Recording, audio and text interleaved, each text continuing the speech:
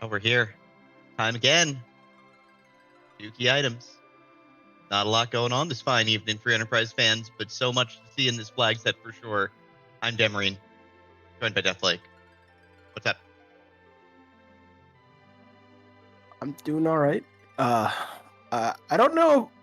I mean, I see one objective, but having one objective, this particular one is the longest of them all because it can it can probably be the easiest find, but it also could be the deepest dig into, 17 out of 17 key items. So I think of all the ones that you having compared to all the other flag sets in this particular league, this one takes the cake because you just need one, and this one is more than most people would like.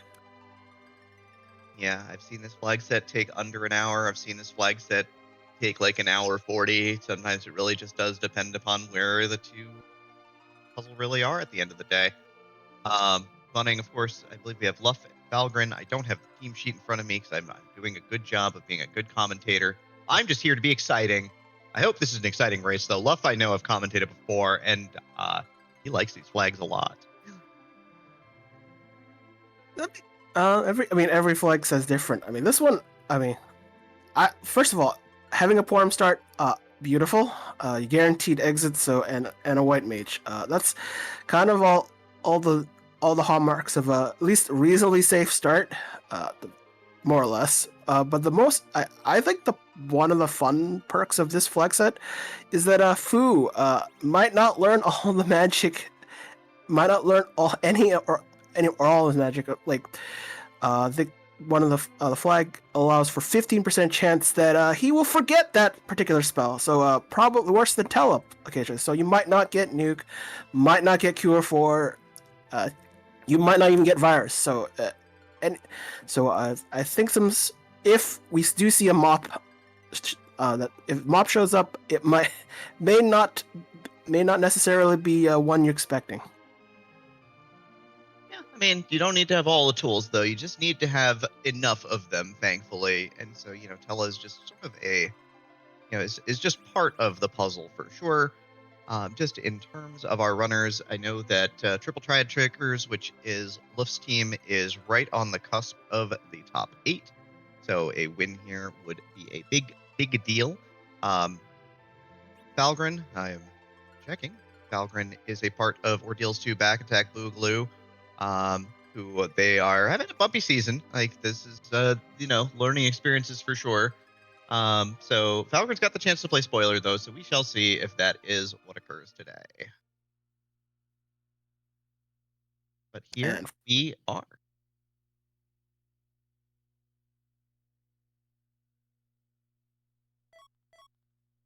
And best part, you start with a key item that you can't actually give to the guy that you just picked up. That's just the highlight of the flag set.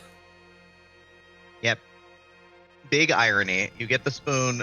It's a little bit of money and/or an edge dart. We did not start with edge, so that's kind of just how it goes at this point in time. So I'm incentivized, at least with this start, probably want to look at Mount Hobbs for the character, or just. But looks like I guess we're at least definitely early divergence in looting. So I'm sure there'll definitely some resets for LUF with 3 monster in a boxes, where Falgran will probably at least take a peek at at who the Baron character is. Yeah, LUF absolutely adores this play. And checking the Baron character is a good one. You do want to know what you've got to work with. Speaking of things to work with, speaking of the man that can actually use the spoon, the loot here is garbage, but the information is huge. Yeah. Was it the Mom Bomb at that spot? Probably be a slowdown. It's kind of a slow distraction, especially with that spot being low HP. That might be sort of problematic. I mean, but probably not so worried. But the looting continues. Falgran is interesting routing in here early. Probably just looking at the shops. I think Shops are reasonably good, but you'll still have to probably loot to get some decent money to get anything out of them. Yeah, Dancing Dagger's a good starting item though for sure. So it's nice to see that. I know LUF picked up Exchange Rod, which doesn't really do anything for this party just yet. We'll see if Falgran now, if Falgran's deciding to hang on tight to that spoon now, knowing that Edge is in play, and that seems to be the game plan here. Yeah, I mean, you have to look. Think about like kind of the looting. Interesting trip to Rydia's house. Not. It's sort of out of the way. I don't mind going for it. Especially for places that are out of the way. Although this is a town. Loot is usually increased. Although I don't think Mist is that much higher than any other town though. Nah, Mist is still pretty low, all things considered. Ninja Sword for LUF, though, which will be handy. We know it'll be handy later. He doesn't quite know that yet. I know that probably you're looking for... Ooh, and a Zeus Call. We also know that'll be useful later. I think you're looking for, like, an AoE caster item here if you're Falgran, knowing that it's Mom Bomb, because you just need to hit it a couple times, and then when it splits, just throw, like, a Tier 2 casting item, and you'll kill everything. So there's definitely tactical considerations, but we're also going to get more character knowledge. Other half of the twin set is in the bed here, so Palom available if we get the Sand Ruby. I don't usually look at the Sand Ruby character. I mean, if you don't get it early, doesn't make a difference, and you never like. It's sort of like getting the package. You don't unless you get it as your initial key item. It's like kind of out of the way. You don't know if the character's worth it. It's interesting. It's definitely interesting. It's not like it's key like other flag sets where you need the Sand Ruby to complete the objective. It's probably it's like it's not a place I would look first. I mean, definitely if you're there on the way, you might as well peek. But it's never. I don't think I've ever seen so many. I've never really seen any Sand Ruby checks early. I mean, everyone's got a little bit of a different take on it. Falgran giving us the look there. There's Pale Dim, so that's a boss off the table. LUF did get literally everything for Edge on top of the big bomb that you would need to do a quick clear out of the actual Mom Bomb boss. So, at least LUF's got the first boss on lock. Doesn't know it yet, but we do.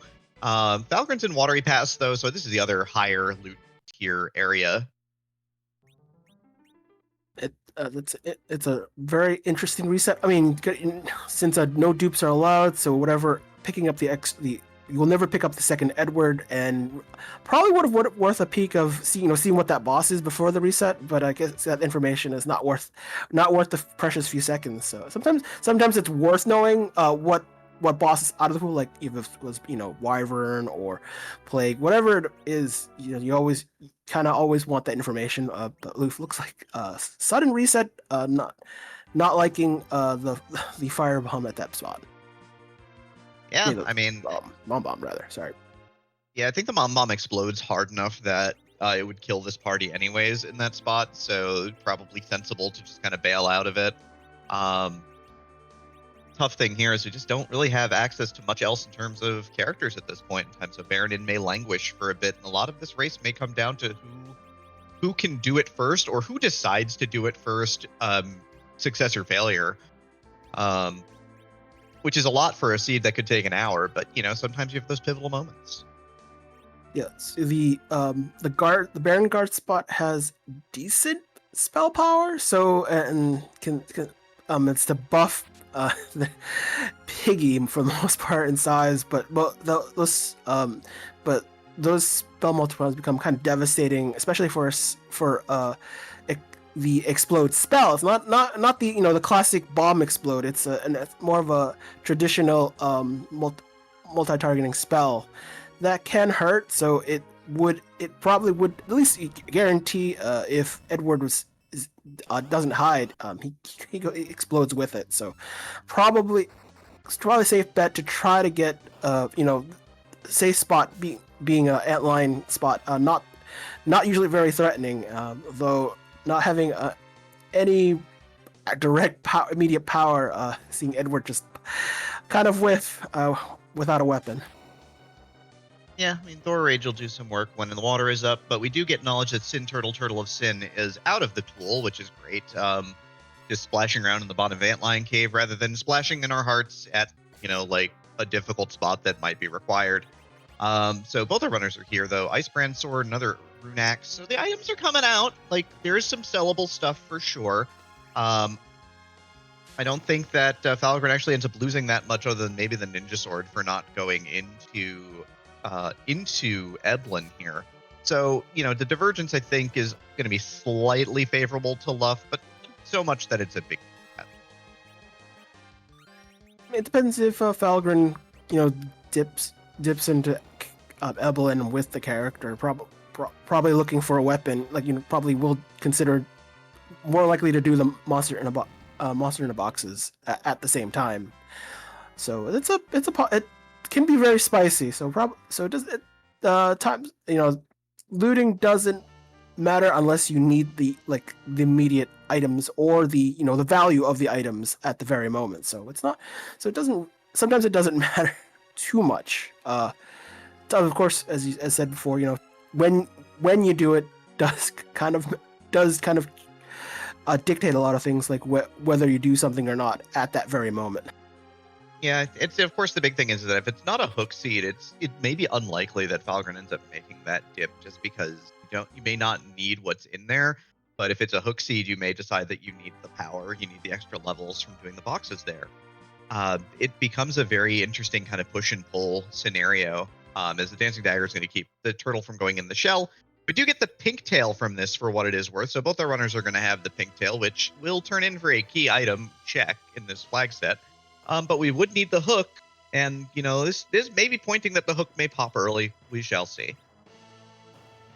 I always in a flag set where it's not, at least not forced hook, then I mean it's nice that when a magma key shows up, it's kind of some relief. You can do some looting. You have a lot more kind of power and options when you have the magma key. But when there's a hook seed, and I prefer to assume it's a hook seed until it isn't. You have to have it's always a good idea to have a kind of a second plan ahead, just in case. This could go could be really spicy really quickly if we find out it is a hook seed. So always kind of plan ahead, especially at least in the early game. You don't have to worry about it till it actually happens. Yeah, hook seed might be advantageous a little bit here though, because you might get the Eblin character, and then it turns into a way to get edge pretty easily, and then you've got a party of 4 at least. So it could be fantastic, honestly, but we don't know that until we know that. So we'll see. Falcon's Gate actually has been getting a lot of mileage out of the Dancing Dagger they had equipped, which is kind of, he's just trailing behind in terms of the actual key item path very slightly. LUF, though, with a bow and a white mage, has decided that this is not it. He's good and he's leaving without the finish. That gives Falcon back some time. Having the Dancing Dagger doesn't have to take a counter. The counters happen if you punch, and even if you miss the punch, it's a counter. Like for reaction scripts where punching is reacted to, even a miss, so a telepunch will cause bad things to happen. But are we talking like small Street Fighter counter, or gigantic Guilty Gear fills the screen tier 4 counter, I get to hit a full combo right afterwards type counter? What are we talking about here? How much output are we talking? It depends on the spot. This spot probably not so. I don't think I'm pretty sure it's not that devastating, but a glare still hurt. A glare will still be murderous to our low HP characters. So, but hey, at least. But we're getting the we did a siren. We're seeing LUF doing a siren for the XP. This is probably kind of a safe play. Lilith at this spot, probably the only best spot for XP at this point in time. So, and reasonably safe, relatively speaking. So, and a reward, a small reward for a siren well used.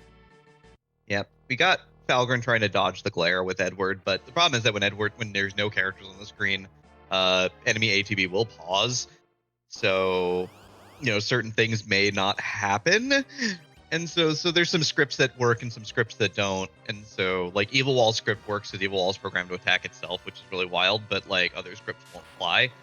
So Edward sort of just ducks off to the side, and then Rubicon just is like, "Yeah, I'm cool. I'm waiting," and then that's that for that. I kind of missed how Porum died, but probably don't want to. You really don't want to punch. You want to try to use magic to get away with it. But hey, we have classic gauntlet, which which is 6 fights, 3 with the Baron, the General Guard combos, Gargoyle somewhere in between, and then the other monsters, which will come back, which is a kind of a callback, but a lot of HP spread around, but still pretty weak, especially at this spot. Not very punchy either. Got the best character for doing it though. You've got Edward. I mean, if Falgran goes up and does it, Falgran might do it the classic way, which is Edward with a dancing dagger does the work, which would be really funny. Because that is exactly what the vanilla speedrun does. Not his spot, obviously, but still, it's always amusing to me when things like that happen with classic gauntlet. I mean, the generals are the one who have the majority of the XP, although split between. I'm trying to remember how the XP is distributed here. It's been a while since I remember seeing classic gauntlet than alt gauntlet, which I've seen a lot more because the XP is just wherever.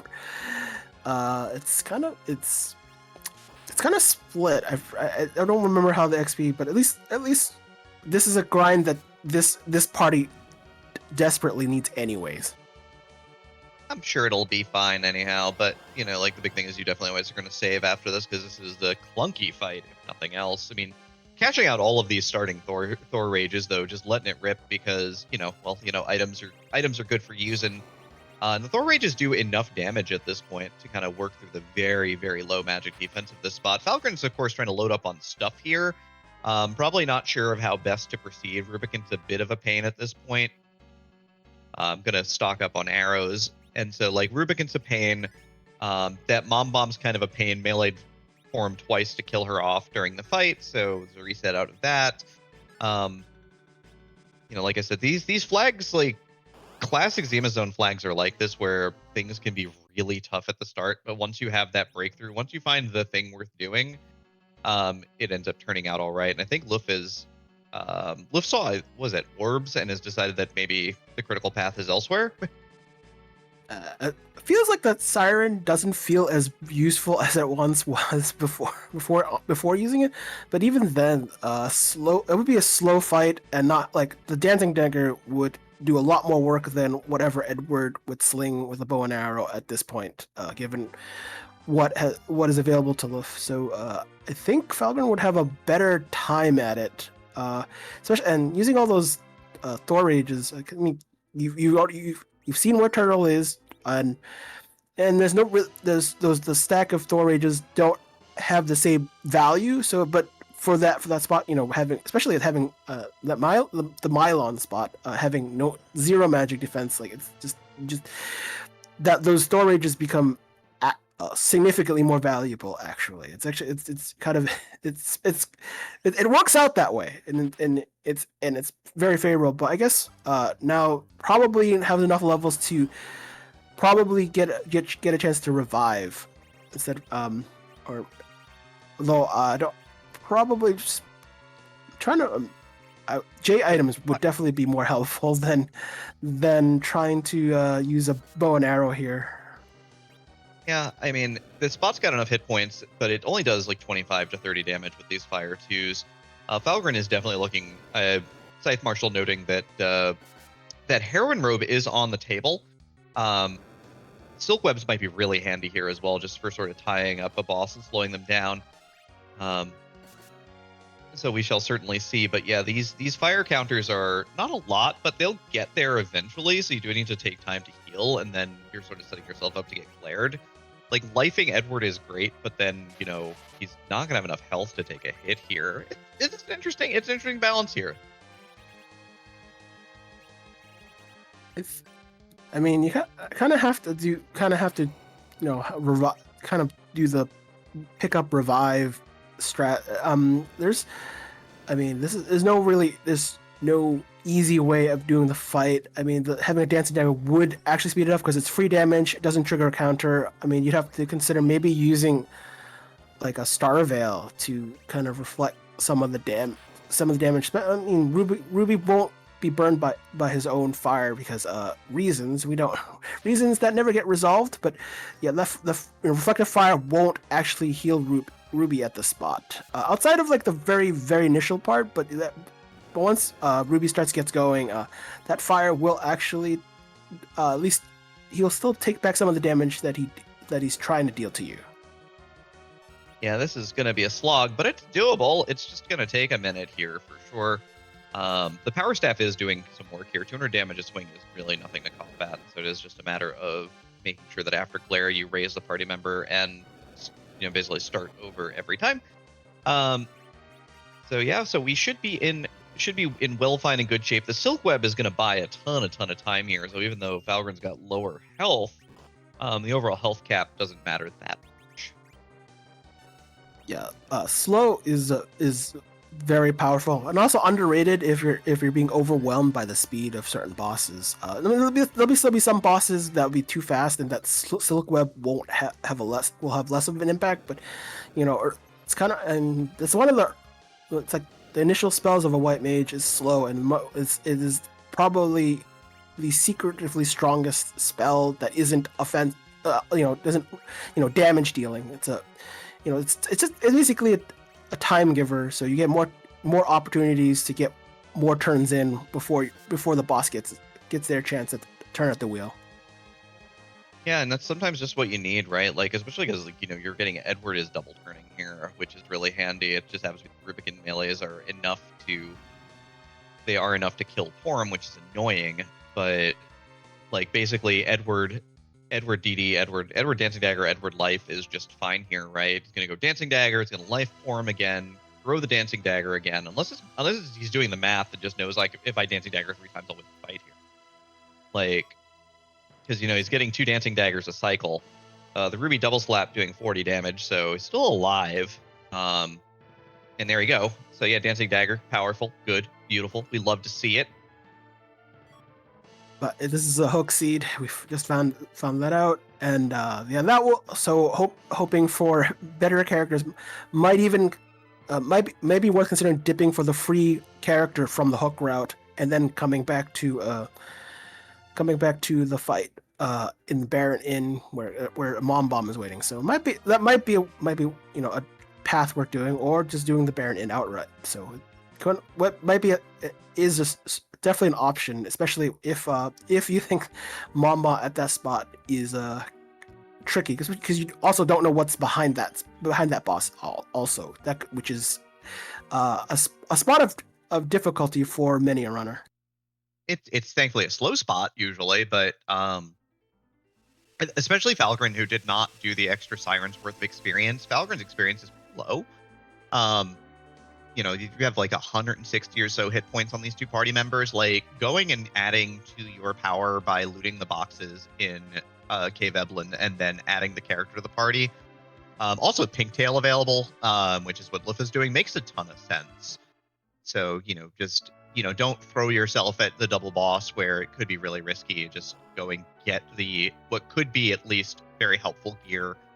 The character's not a sure thing, but it is a thing. And so, you can't really discount that. There's a point where you just need the body. So that's something, and I'm usually just take another body.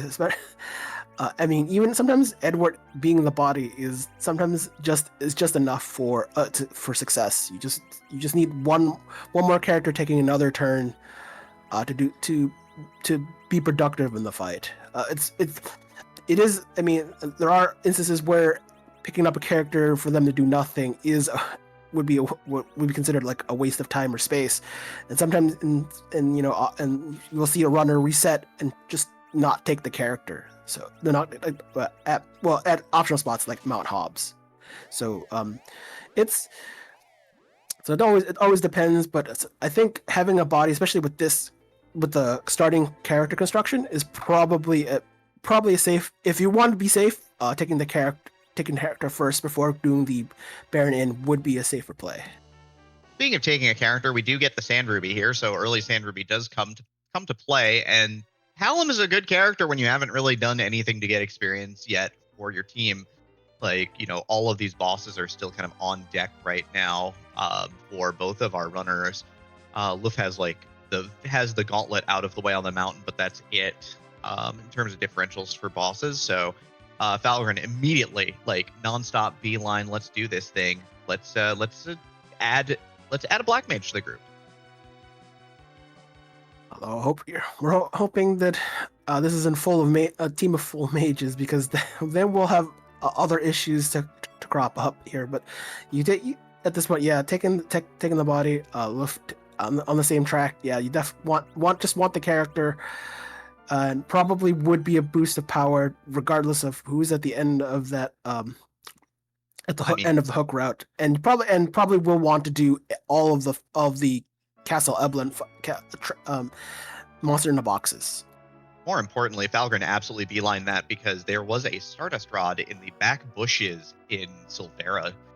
So immediately it's just like, cool, let's get this equipped. We've got the power now. This is going to just greatly multiply my output. Twin Magic is going to be really good with Porum with a Stardust Rod, assuming Porum is in the correct, or Paladin's in the correct spot to double up the damage. Going to add the fourth character, probably go to Baron in afterwards, unless Edge pops here and then maybe eschew it for a bit. A lot to be done here for sure.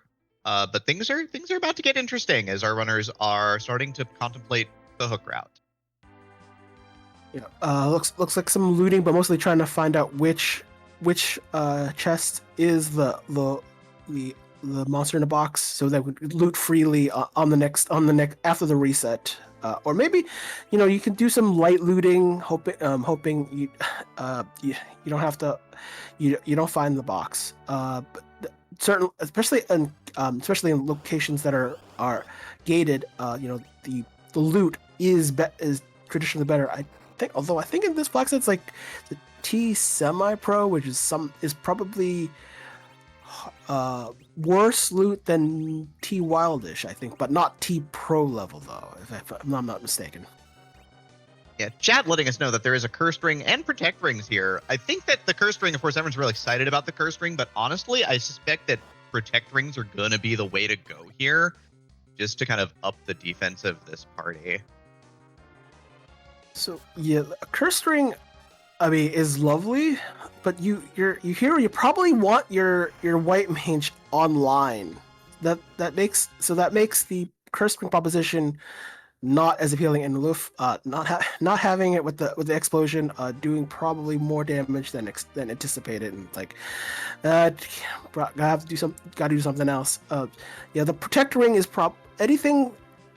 For especially a C hero character, you don't want to increase their agility, so a Protect Ring would be a lot more valuable than a Crystal Ring for that hero character. I think the minor exception would be mostly Edge, unless you can get Murazame over Masamune. So yeah, you definitely do not. Cursed Ring normally would be good though. Spider-Man pointing meme. It's double Yang. We've got Yang with Yang. Well, I mean, we get Punch Mage, so that's yeah. Every so often that happens, I'm here for it.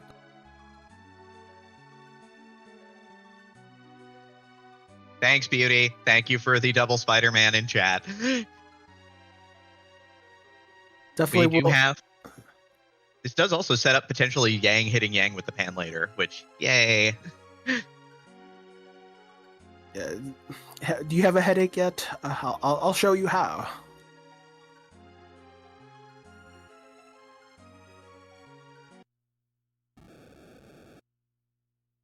Yeah, the tough thing is Yang's only got 300 hit points at this point, so we are probably going to need to find some experience, which probably means we're going to pop boxes, I think would be the plan. I think that would be my next step, at least, is let's head to Castle Evelyn. Let's crack some chests. Let's get some stuff. Let's get some experience points. Let's let Yang survive an explosion. You probably want to collect collect all of it. Maybe pick up the edge even before that. We'll have to get some levels first for the mages, then go attempt to pick up edge afterwards. I think that would be, at least that would be the play for me. But definitely have to open up monster in the boxes for the XP. There's no easier way of doing it. Probably would help with having a J item. I think Falgran will have a better time having the Stardust Rod. Not sure LUF has any like offensive J items on hand to just take care of either the the Skull Staleman chest or the Black Cat Lamia chest. Yeah, but that's an Artemis bow. Edward's best weapon for sure here. So Edward's gonna be pumping out damage. The Stardust Rod's gonna do some work here. So yeah, Falgran has a clear path to doing boxes at this point. I would absolutely love to see him pick up a Protect Ring on top of it, just to make sure that for Edward at this juncture, just to make sure that Edward can stand up and fight. There's also the experience here on the mountain. So LUF is gonna tech and hike up ordeals here. Another good choice for sure. So yeah, getting through things is pretty nice. I don't think Falcon has taken a trip up Mount Ordeal, so probably. But we'll find out from LUF what the result is. But it will be a slow fight. I mean, even if you have an Artemis bow, you're still at the mercy of having enough arrows to deal damage. Although I think LUF is trying to just do a straight grind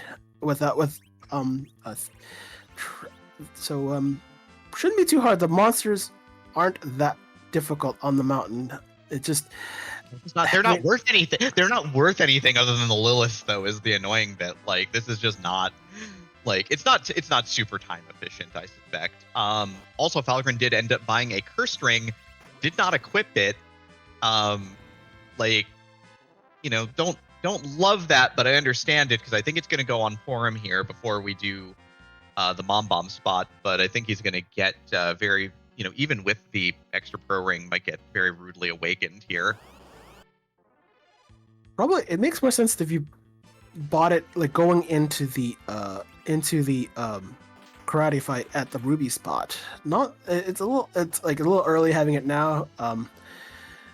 But probably better having it than forgetting it that existed. Sometimes it's like you remember the shop, where was it, and then forget. And has happened to me every so often. It's like, where was this awesome item that I wanted to buy and didn't have the money for, and now I do and forgot. So probably should just wait for the bomb to explode. There's a lot of extra HP to kind of eat through before you can dispatch it immediately. So the explode will take pretty much take out quite a few people. Probably Sork Shirt though does a ton of work here. Focusing on what's happening on the screen here is that it does a lot of damage, but Sork Shirt resistances evades enough hits to survive it with 7 hit points, which is perfect. So it ends up working out a-okay here for Falgran. It goes in and it is a very much not quite vanilla guards. That might be a problem if they're getting a turnaround. So Falgran is trying to get that chance, but won't get the chance because there's too many punches upcoming, which is that's a very difficult combo given the starting group's combination. It's like one of those really bad worst case scenarios. Yeah, I think the trick to it is that you have to, instead of stardusting the bombs, now you know that the second fight can put you down pretty quickly. Like, what you need to do is kill a handful of the bombs and try and do a recovery afterwards. This is gonna be tough. These runners are both sort of getting bumped around a lot by this tough opener for sure. I would consider hiding Edward, let a guarantee that he will live after the explosion. At least being one character alive after explosion. Yang will probably survive just on the HP alone. The other characters not so much. That's a Falgran not having not done enough of a grind. That's problematic. LUF probably have Palom make heal over, but at least have more of his characters survive the fight, survive the explosion, which clearly good enough right there. Yeah. Hit points are pretty great. Even set up to life the Palom, but Palom's just straight up surviving. So pretty much does not matter. So LUF is going to go into the second fight with the full team. You know, Palom's a little beat up, but that's really the only character who's going to be down enough in health. Like, I mean, hitting the wrong 3 characters here could be pretty problematic, but we'll see how this ends up playing out. Yeah, it looks like the game plan here is going to be to try to do a bit of a recovery push now, because we do need Palom and Gang to survive. But these Grey Bombs are going to hit for about 100 health, which is not ideal. LUF does get the twin magic off. Having 4 party members is really handy and good speed, so easy peasy, free as a bird, or at least as free as it gets at this juncture in this seed. Key to Baron, key to a character, key to an extra check. And vanilla key item reception. So like, probably best to do Baron before doing the hook route. I mean, this but the difficulty isn't too bad, so this should probably be an incentive to do the Baron, run, Yep. which is what LUF is doing. Yeah, with Edge obtained, like, Edge is gonna be kind of a big deal here. We know that LUF has a ninja sword and a longsword at the minimum. So LUF's got the gear at this point. Now it is time for Edge to show his worth at this point. By show his worth, I mean cut down all our troubles in a hurry, hopefully. Do we have enough gear? I think it was a ninja blade somewhere around, but that probably need another one. But usually having one decent one, and we don't even know what Edge's starting weapon is at the moment, but probably will need to be replaced, because if it's a claw, it's a disappointment usually. Oh, this is nice. I knew he had at least a ninja sword and a longsword. I didn't see him pick up the second ninja sword, or at least I don't remember it. So yeah, no, LUF already had the gear. Like, that's what I was saying, was LUF had found that because there was a ninja sword in Eblin Castle, and so he's already geared to go. Starting with the tier 3 samurai gauntlet, actually also not the worst, because it's actually expensive. Yeah, although he's just like no, Zeus gauntlet. we know who's got the carry here. I mean, it is a nice flag, having some random pieces of gear instead of like we've seen in previous tourneys, see naked just having one weapon where the characters fully kitted out, could be junk, could be decent gear. So sometimes in that pool, samurai glove not considered very very interesting or very valuable, but at least will provide some decent protection there. Yeah, it has no resistances. It doesn't have anything that's really fancy behind it, so it tends to be a thing I don't care about other than for selling usually. Dark Imp's first boss here for LUF, so it's going to be some swings and dancing dagger shots, which should go down pretty quickly. Falgran has decided it is time to climb this mountain. Stardust Rod's going to do some work for sure.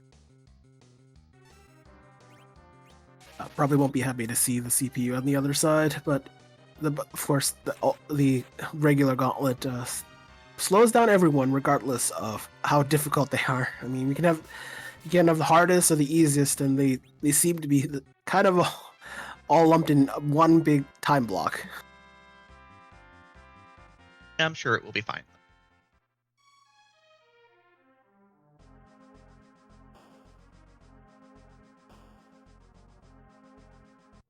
It shouldn't be too difficult at the Kanazo spot. Depends on the boss, but usually not. Well, I guess Odin wants to take his spot up here instead of down in the basement. So I guess that's something. He's a king. It's fine. I respect it. Looking for Thunderclaw here. Does not have one, it looks like. So I'm just going to do this the old-fashioned way, which is to state that 1,400 damage is more than enough to kill through this spot in 3 swings. Why are you too worried about perfect efficiency, which I guess is what good runners do? I mean, Perlm's already learned Zerk, so it's usually the best option. Edge being the fastest of the entire crew will probably get a lot more turns than the boss will. So, which is that's kind of bad news for any boss, but Zerk and a fast character.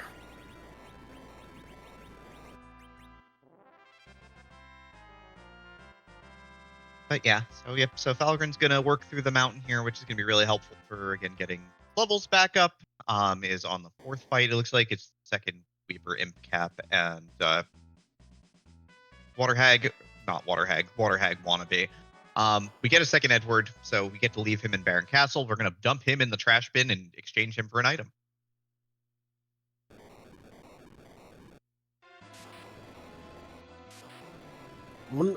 Wonder what wonder if we're gonna get the magma key after this.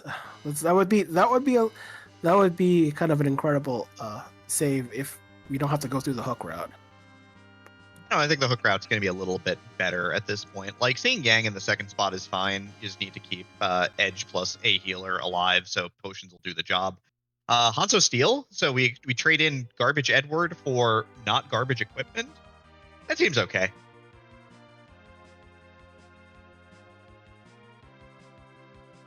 I guess LUF is going to finish off CPU as Falgran decides no, don't want AI controlling our game. Let's just get out of here and probably we'll at least try to probably do some of the monster in the boxes.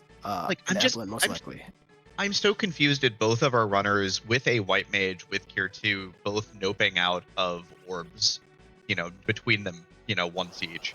I'm honestly confused. Like, I may have to ask both runners about that at the end. I am honestly confused at why you don't just do the fight. But here we are, I guess. I mean, it's just a time waster at best. It's like the CPU isn't threatening in the sense that like the laser is really just 1/10 of the target's HP. So you basically have to be shot 10 times, maybe 11th time because of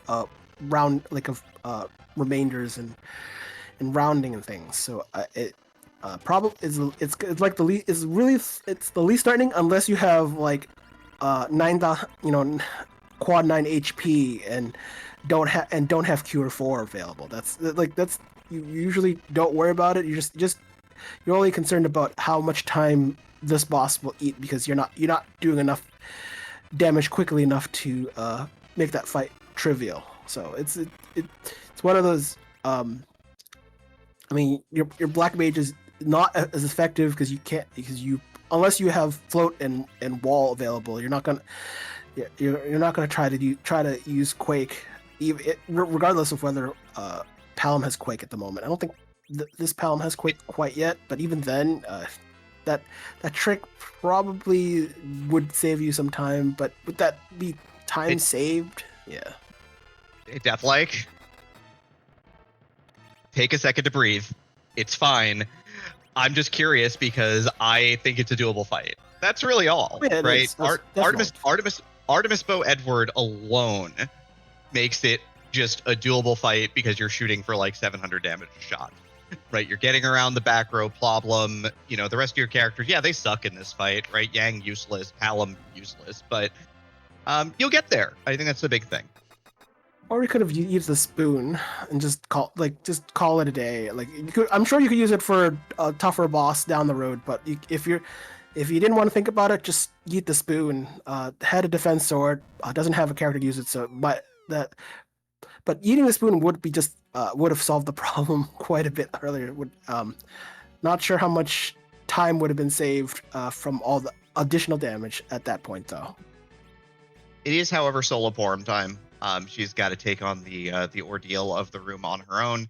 LUF has double checked to make sure that she is equipped properly, which is to state she has a baseball bat and she is not afraid to use it. The answer to everything is to bonk all the things. There are a few bosses that might be problematic at this spot, but usually it's not. It shouldn't be an issue unless it's like Mr. Laughmatic, but no, it's not. It's just a water hack. On the right side, though, Falgran is through and done. Does get the start of shot off with enough speed this time around. So gonna get Edge online and is gonna go ahead and probably climb the mountain and throw some darts at an orb here. Water Hag is the third boss, so this one's could be dangerous technically, but it's not. I don't think it's swinging hard enough to actually be a problem. 76 times 3 is 28. Yeah, 228 less than 401. So you'll be fine. It's 3 bonks to victory. That's the title of this book. It's a good book. It gets the job done. But this might the Earth Crystal, maybe another character to pick up. Be two at that spot probably. I mean, at this point, it feels like, at least given what our runner's going through, trip up Zot seems like more fun. Probably maybe worth doing, and maybe worth looting that treasury. My friend loves the treasury, but like, you know, you've already got double ninja. So you got ninja sword Masamune on edge. You have a dancing dagger. You have a life staff. You've got a sword shirt. I mean, I guess it's more stuff, but you know, what material needs does this party truly have at this point? I mean, I guess you could want like a power shirt, but you know, heroin robe. I don't even think we need a heroin robe at this point, Scythe Marshal. I think we're good. I mean, this is probably, in terms of loot, probably don't need it, but if there is someone up there you want to pick up, you probably need that loot in advance. That's the way I would look at it. Hope that you get some decent loot, maybe some tossable throwables, and then hope what's up the top can use it. But looks like LUF is looks like he wants to do some shopping, probably. Likely, but of course, you know, I mean, ultimately, you know, Yang is an ascetic. He's a monk. You know, he's got the shaved head and the ponytail. You know, he probably subscribes to some sort of kung fu, some sort of maybe vow of poverty. We're gonna overlook the fact that he's like, you know, related to the king or something, and maybe he just decides to leave it all behind in the name of, you know, spiritual growth.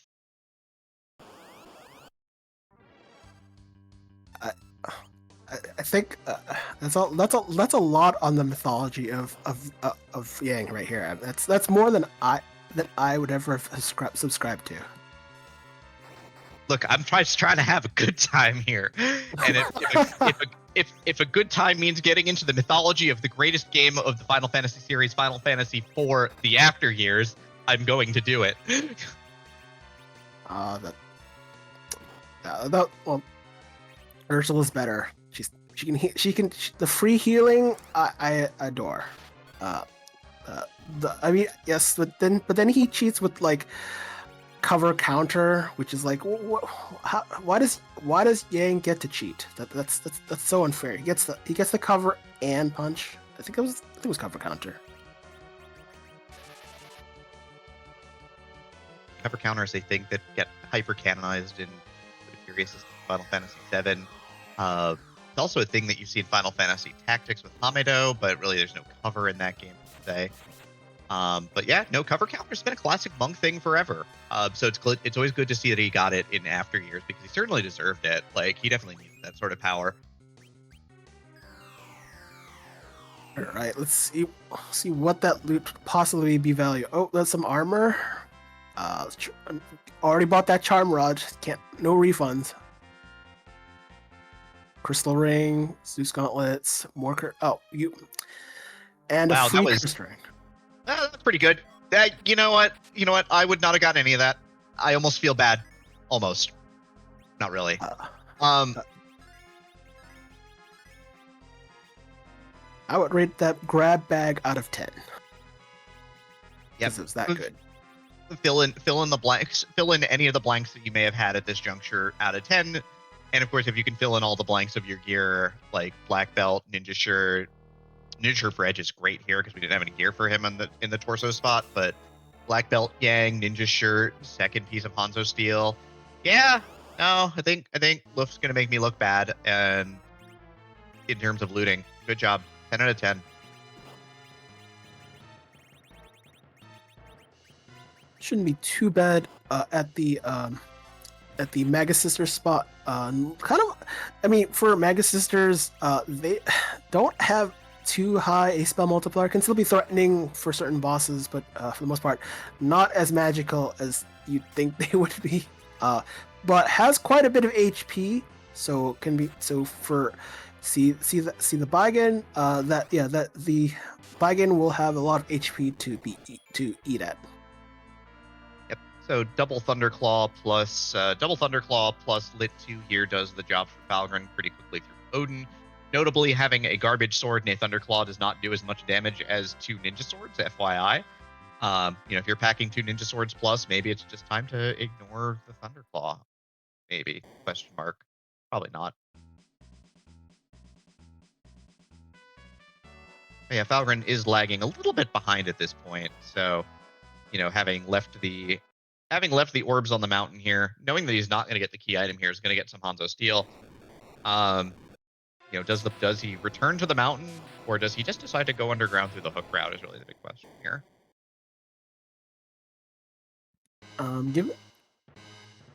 But didn't Falcon buy the cursed ring from the hook route? I'm trying to remember.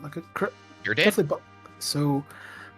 Well, I still don't. I would. I mean, at this point, probably still wouldn't aim to, just to keep staying on the overworld. At this point, deferring, at least for our runners, seems it probably makes more sense given what they started with. So I probably proceed to go finish Mount Ordeals, which is where looks like where Falcon is going. Falgran does not have the gambler's spirit here, with this bumpy start, does not decide to take his power to the underground. And is going to end up getting this Earth Crystal, which is fine, and is going to end up getting that after the Earth Crystal as well, probably. But let's see, we've got a duplicate twin. They both look the same. I don't even know which one that is. And there'll be a second character check to come. So you just have to pick just the shirt. It's a Palom, so it's you already have a Palom, so it doesn't matter here. What matters is there another character behind the door? Hoping for not a duplicate, and unfortunately is a duplicate. I just had 16 different people actually me in chat. Good job, chat. Thank you for ruining the joke. I love you all. Beauty and Discovery gets a reward for saying, I bet their parents say the same thing, so 10 out of 10, you're funnier than I am. But yeah, Falgran is now going to take on these orbs here, is going to probably cast a spell to remove the defender, and is going to go into the old dart menu and is going to go ahead and pull out the short sword and fling it, so it's going to start tossing the out. I'm starting to wonder if that spoon is just burning a hole. Like, I'm trying to remember. He's starting level 25. Moon is 255. Should just probably just annihilate the CPU outright. But here's the thing: you've been talking about this pending hook route the entire time, and you know what the spoon does? It is a guaranteed clean one shot with edge with no levels on the first boss in the hook route. I'd rather get rid of the CPU. I don't care. The karate at the end doesn't scare me. It's the CPU is just has been a speed bump, and that I'm more inclined to think they're treating it like if it was an elixir at the Z fight. If there's like Ogo Pogo, if we have to do the hook route and it's Ogo Pogo and you don't have the spoon at that point, you are probably the saddest free enterprise player of all time. That one at this first spot, the King Queen Ebon spot, I would agree, but it's like I think it's survivable. But yeah, but I mean, it is. I get it. I know exactly the feeling though. There is that moment. Hook route engage. Key to the tower obtained. So yeah, LUF is gonna go down there, and I am going to say that LUF is gonna remember his spoon and is gonna throw it at the first boss down there, unless it's like an absolute freebie. Like if it's something silly like Antlion, that spoon is getting flung. So the backup plan here would be to actually do the Castle Eblin chests, but right now it's probably more than enough.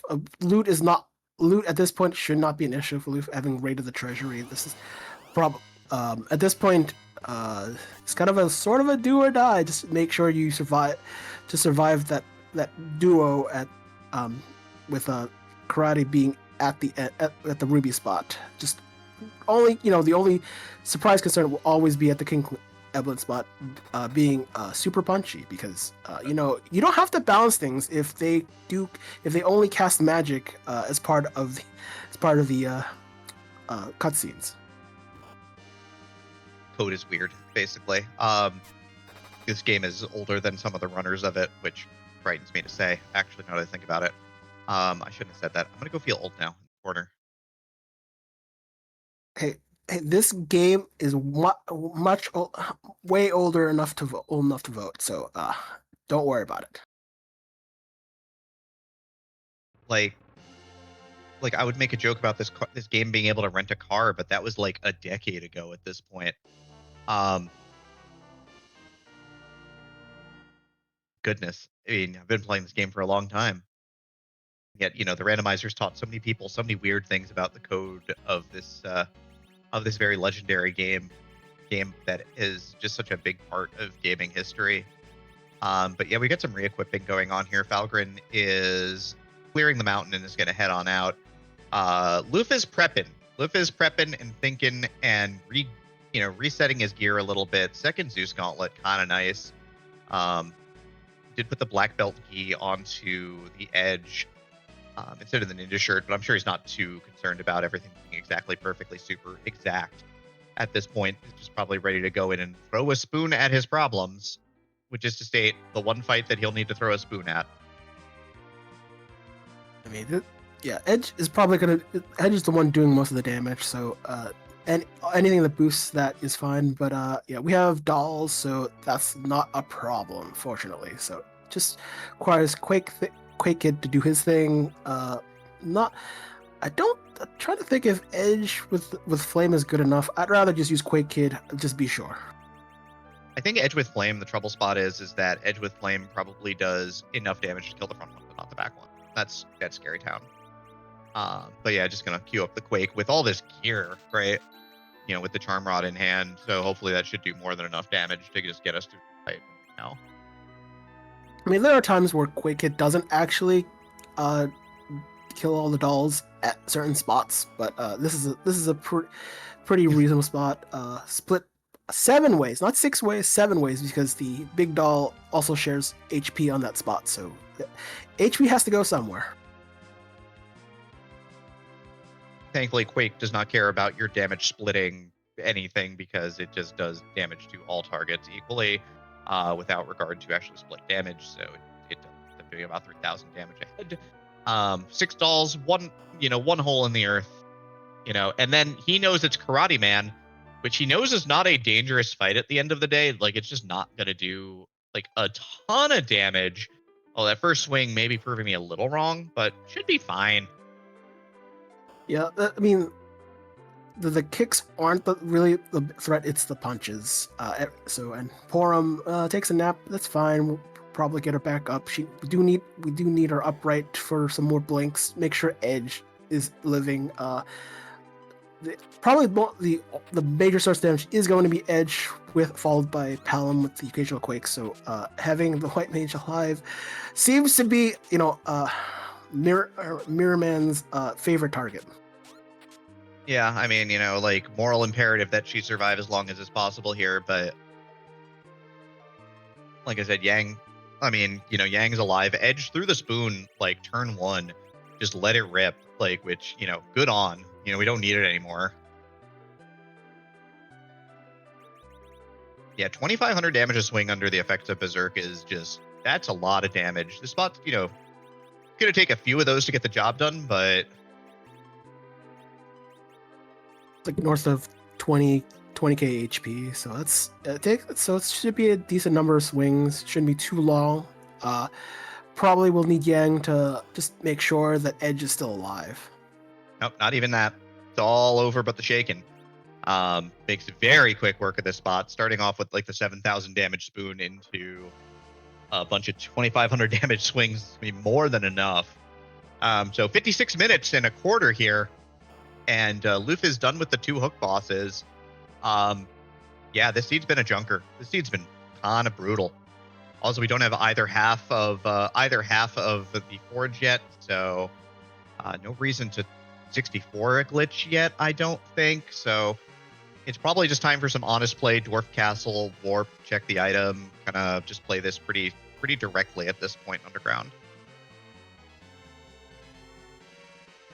Yeah, I mean, at this point, almost 1 hour into the race, this is fine. That means you got a slow start, series of bosses that are not ideal, not an optimal starting partner. Yeah, there's just so many things that can slow down the beginning. But at some point, every runner reaches a point where nothing. Well, usually after hook route, but sometimes a little bit later, where nothing. You reach that kind of like the apex boss that makes their lives difficult, and then once that boss is over, everything gets a bit more smoother. So probably that's just the hook boss.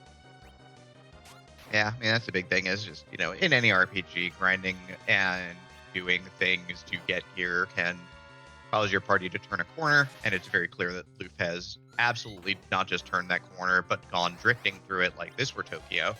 And it's just going to be on his way to check the freebie down Atlanta Summon Monsters. Of note, K-Summon not on in this race, so the Summon Monster bosses down there don't matter. We don't care, so we're just going to ignore them. We're getting note that the top of tower boss that LUF peaked, which I missed, was King and Queen Eblin, so it is a double freebie tower, because the first spot, the actual tower key spot's pretty darn easy 100% of the time. Hoping the free key is something it's packaged, so not trying to see, is it worth or not of worth. Is it this flag set that requires package and something else, or is that different? I'm feeling it's a different one. Different flag set. This flag set there's a key item from the Pinktail, so Pinktail becomes non-terminal, but the package it sure is just a box. Wasn't Sid the free key item in this one? Nope, that's Ace. That's Ace. I was commentating that yesterday. Yeah, Ace. So yeah, this flag set Scythe Marshal is updating. It is just normal Demus stuff. So in Firebomb Fiesta, you need the package to get the item from Media's mom. But here, the box is just a box. It's got some explosives in it. We're never going to see what kind of explosives they are, and that's okay.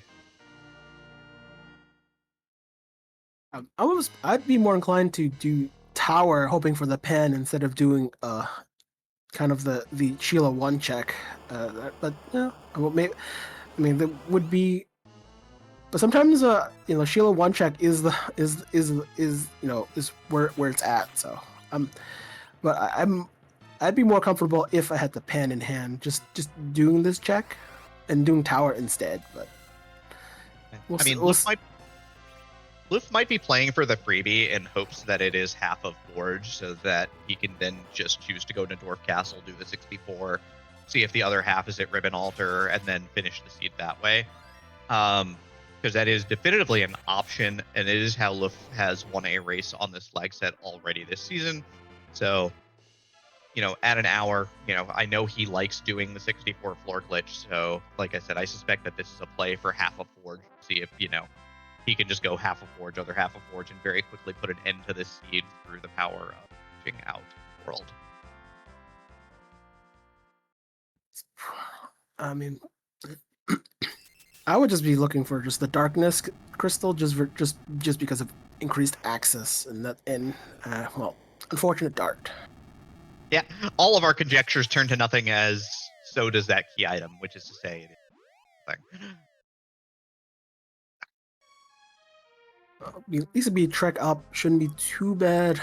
We definitely don't know what's in the middle though, but in the super cannon room. But that's usually a freebie spot unless something else clogs up the system. There's only a few bosses that apply. I think it's really just Golbez that would actually clog up that spot.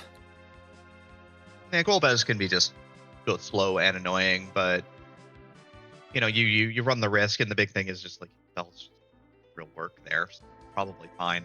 But yeah, Falgran gets confirmation in an hour and a minute in that this is definitely a hook route, has cleared out every check on the earth as well, and LUF is on his way up this tower. gonna go back and save first. I think he heard you talking about Golbez or something. Hey, there's no surprise like the big surprise. Some surprise. It's not a laughing matter. I think he realized that he was at 1 hit point and went, if I go into the super cannon room at 1 hit point, it's gonna be really embarrassing if I die. So so LUF has opted to not die for your entertainment, chat. I am so sorry for your loss. Yeah, that was from the walk from the Fey March. Not so much. You would have thought that damage came from Sylph's Cave. No, it's because it's from the other damaging tile cave before it.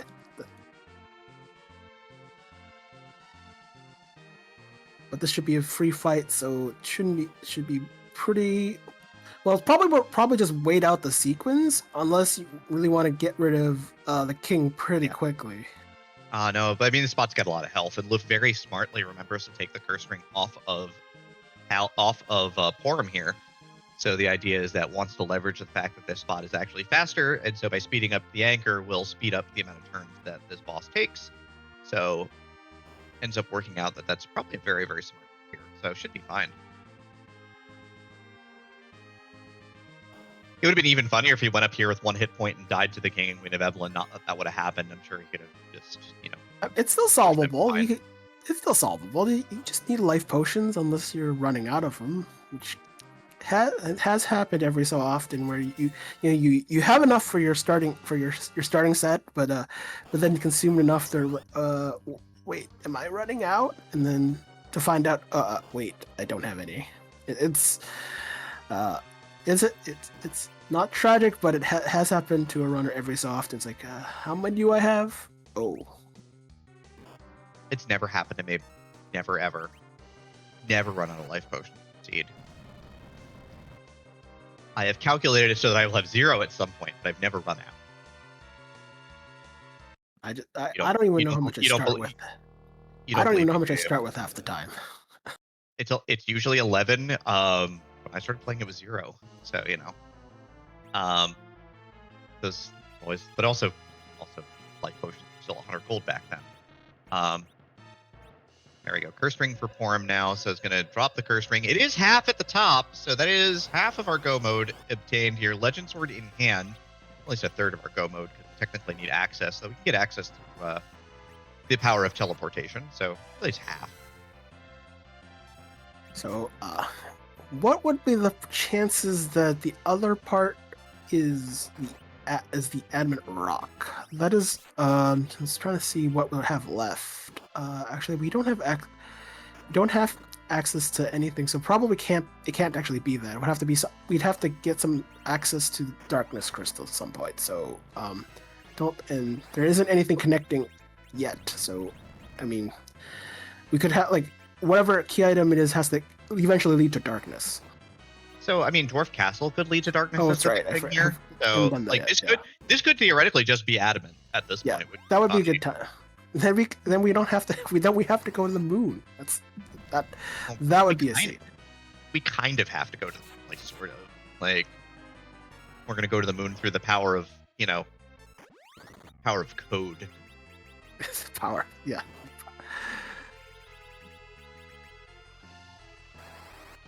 Here we go. Throw that spoon. Although Falgran's not having a great time with this fight at this point. Please die, Yang. Please die. Yang, I'm begging you, please die. Beats the heal. Yang, I need you to die. I need you to die right now. Yang, I need you to die right now. That's not getting off a Zerk. We'll have the benefit of Zerk. Zerk increasing the damage by 50%. That is a whole big difference between the sub 2000 to over 2000. I mean, it may seem not seem a lot, but it adds up pretty quickly. And that you could as a save. I mean, the safety option is to save after the first fight. You can in vanilla you can just walk all the way back to the save point after the first fight and then come back. So that is an option just for safety save if you're not comfortable, and oftentimes most runners don't do it, not because they forgot, or they prefer to just do the sacrifice, especially because it's a free refill. I mean, second, the check at the top from center of tower was not half of go mode. It was just a defense sword, so nothing to do in there. Falgran is going to go back and save at this point in time just to be safe. Really, we did just kind of see the difference between a short sword and a ninja sword, which is like a difference of 30 attack power and 5 strength, which is just an absolutely absurd amount of damage differential. 62% of the time, it's also a damage multiplier on top of everything else. So just, like, Falgran really is, just not having found either of the two ninja swords, leaving roughly, like we've seen, 1,000 damage a swing on the table. Sirens get here for LUF, so LUF is definitely going to be setting up to grind somewhere. LUF also, Commander Lanehart also noting that LUF is planting the Falcon in a very specific spot for use later, which is to state, we need to do certain things to make the 64 floor glitch take us to the correct place, I guess the promised land, one might say, which is to state, be it the Ribbon Altar or Zeromus. And yeah, it is time. LUF's going to be counting to 64 for a moment here while Falgran tries to make up some ground. He is going to probably take this to the Ribbon Altar first because he wants to get those two free key item checks, because they are free on this flag set. The 64 floor glitch drops you off in the back between the two chests. If there only was a counter on our screens.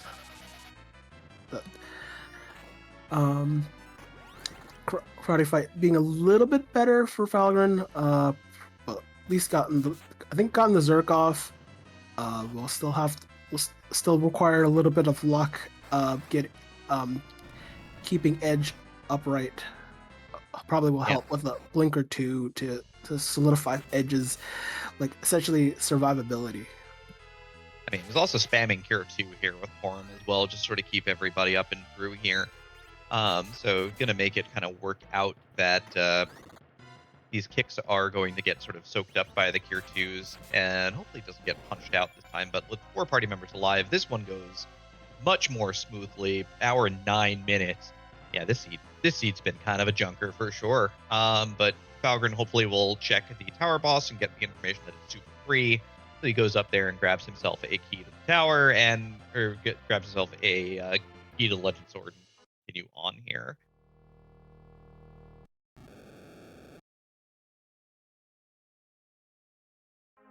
LUF is still counting. I think LUF hit 64. Almost done. In and out of Cafe Howdy, and here we are. We're in the 64 floor glitch. Super technical. He's going to be walking to the left and up, depending upon which screen he gets. I don't know if there's a guide to this or not. Probably just watch the speed run. You're almost better off watching the speed run. I mean, the big thing is the speed run doesn't go to the Ribbon Altar. The speed run makes 2 very specific stops. It makes 1 very specific stop.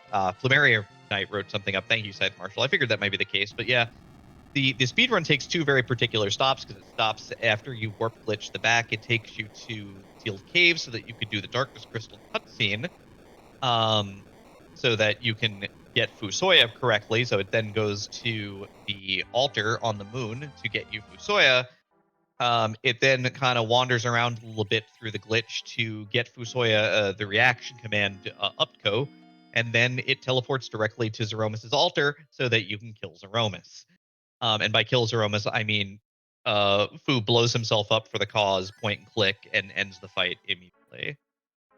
Yeah, Upco being actually the I think the chain reaction spell that the grenade does on the moon, where when it explodes, it takes everything else with it. That is massive, though. It's not a key item, but the path's for free here. So now I guess you end up just having to play some honest magic, I guess. So this will probably be a cast of exit to get us out of the glitch and back into the real world. And I think you're pretty happy about that, to be fair. As now you can now clear the earth with impunity and just play honest magic for the rest of the way along.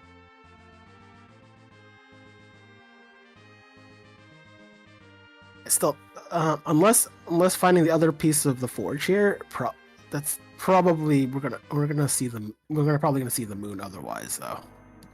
I mean, yeah, I mean, we are very likely to see the moon at this point, just because it's still a bunch of checks. It's still the 4 altars up there that haven't been touched. So it's Same, it's White Spear, it's Crystal Sword, it's Masamune altar. We don't need to see the boss in the middle. Also, LUF has 12 sirens because they were at Dwarf Castle, so he's gonna probably be disinclined to fight that fight. Also, we've seen a lot of these free fights out of the way. Pass is nice because, yeah, Leonhardt noting we do need to return to Ursa Forge, so it'll be a one-way trip and back, which is very preferable to having to make the flight twice. I think the doll spot, not the Calbrana spot, not too difficult. Well, it's still reasonably punchy, but usually more devastating spot if there's a spellcaster, as the Calbrana has a surprising amount of spell power at the spot. Mylon, though, not to take advantage of it, and remembers not to go quake it because Mylon is actually floating.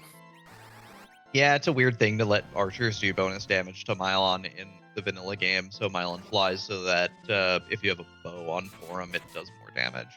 But it has to be weak to arrows. Which is pretty much anything flying, but you don't have to have a visual to have that attribute. So nope. But yeah, it's an easy enough fight. I think LUF is pretty well stacked on stats here at this point, so I don't think he's terribly worried. Falgran is almost through this fight at this point in time, is killed through the front half of the fight, and it's going to kill through the back half of the fight as well. So has chosen exquisite violence rather than patience, which, entertaining at least. Sure, not necessary, but very entertaining. Character check before the fight. Oh. So who do we eat? I guess we eat the bard. Yes, unfortunately. Edward's day. Edward has done good work. He got us through the gauntlet, just like in the speed run, and he played music, like in the speed run. And I'm glad he's gone. Well, he wasn't. You've traded one for at least having one that will probably at least make more use. Will gain more HP than he would on a good day. So I guess that's you gotta have a little bit of beef on your party every so often. But yeah, Kane might have more health than Edward after this fight if he survives. Yeah, that's a pretty good bet. Still, Golbus spot does have some decent XP, so we probably should gain 10 levels probably. 13 is the number, which is pretty good. Falgran is here, is going to go do the tower key half of things. We know it's nothing, but he does not, and obviously he's got the tower key, so he might as well do it. He's going to find the good doctor, the bad doctor, Captain McUnethical Science here. Look, you gotta build Frankenstein, and then you become Frankenstein. That's how it works. That's the first rule of robotics. Build robot, make yourself robot. I don't think that's how that works, because Frankenstein is the doctor. Well, there was a point that he kind of merges into it, not quite the same way. Like you could reuse Frankenstein like as part of the fight. So I mean, he's 9/10 robot most of the time. We could certainly talk about the book Frankenstein and how that man is truly the monster, and the horror actually lies within our hearts. And it's important to note that is kind of an eternal truth of existence at this point. Dr. Luge is just here for unethical science. I think he made himself a robot so they could shoot lasers at children. Which you shouldn't do. That's not cool. I haven't read the book. I haven't read the book. I'd say you're missing out, but that would be a lie. I'm actually lying to you. It's like this weird like classic of like late high school, early college English lit channel, English lit books that you end up reading, and that's how I ended up reading it. And again, it's just very existential, right? Um, truly talking about what makes humans at the end of the day. Luf's up here though, gonna be cracking some sirens for some additional health here. Not a ton of checks on the table, but did get the Blackrock from the Blackrock here. So does have Moon Access point, which we're definitely about to see. Well, might as well get the grind done. Egg grinds reasonably safe. You get, I mean, you could extend it by using stop, but most of the time, some decent damage, especially with the double XP, having a full party, and having I think 10 key items at this point. So are we there, or do we have 10 Yep. key items? Oh, we do. Yeah, we are on 10 key items here, so we are doing just fine and dandy here for experience points for sure. Going to be pretty great. This is a fantastic final party. We do know where Bacchus wines are for sale, or at least somebody does. I don't, because I didn't write it down. It's Cave Eblin, right? We have Porm. She will provide all the Bacchus wine. Yeah, but she can only do one at a time. Like, But, Edge has two hands and he can dual wield. You'll probably just need Edge and maybe Yang, and that Kane can just watch, I guess. Most of your damage will come from Edge, and with the levels being up, with the experience being attained, Yang will probably contribute more than a Kane. I mean, yeah, you probably still have that defense sword, maybe, but I think Yang would probably do better at this point, especially with all the levels. I'm just saying that Bacchus wines are just turn efficient. And I'm pretty sure, I know we've seen them. I'm like 95% sure that they're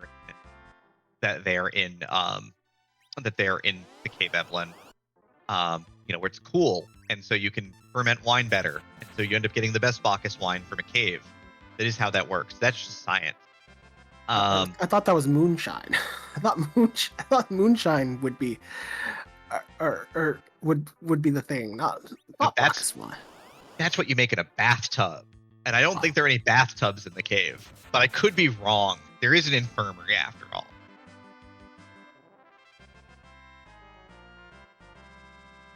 Looking at the options, even though not required, wall on the punchy side.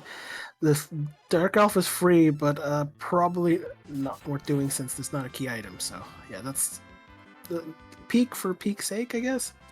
Obtaining knowledge, mostly, like knowing that Dark Elf's off the table kind of sucks, but knowing that Evil Wall is not on the moon somewhere, fantastic. 12 out of 10. Don't need to go buy ribbons now. I mean, Evil Wall cheats. With all the chains, that gives, like, as soon as he starts moving, his ATP still is going as soon as he does the act of coming closer. Already starts his ATB. Yeah, but the big thing is that if you have a ribbon, assuming that you just survive long enough for Evil Wall to get to you, you can't die. It can't get crushed, so it's pretty nice.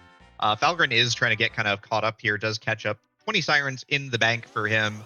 He is going to go ahead and bang through these bosses hopefully fairly quickly. He'll get his Darkness Crystal, and he does not have the pass. LUF does have the pass, so we're, pass plus for LUF, but it did take him 64 floors of trouble to get it. But that's really I think that's kind of the gap at this point in time, is that early start kind of stretching out here. Yeah, this Yang now has got like 4,500 hit points. But LUF is almost done with this egg heavy protein diet at this point in time.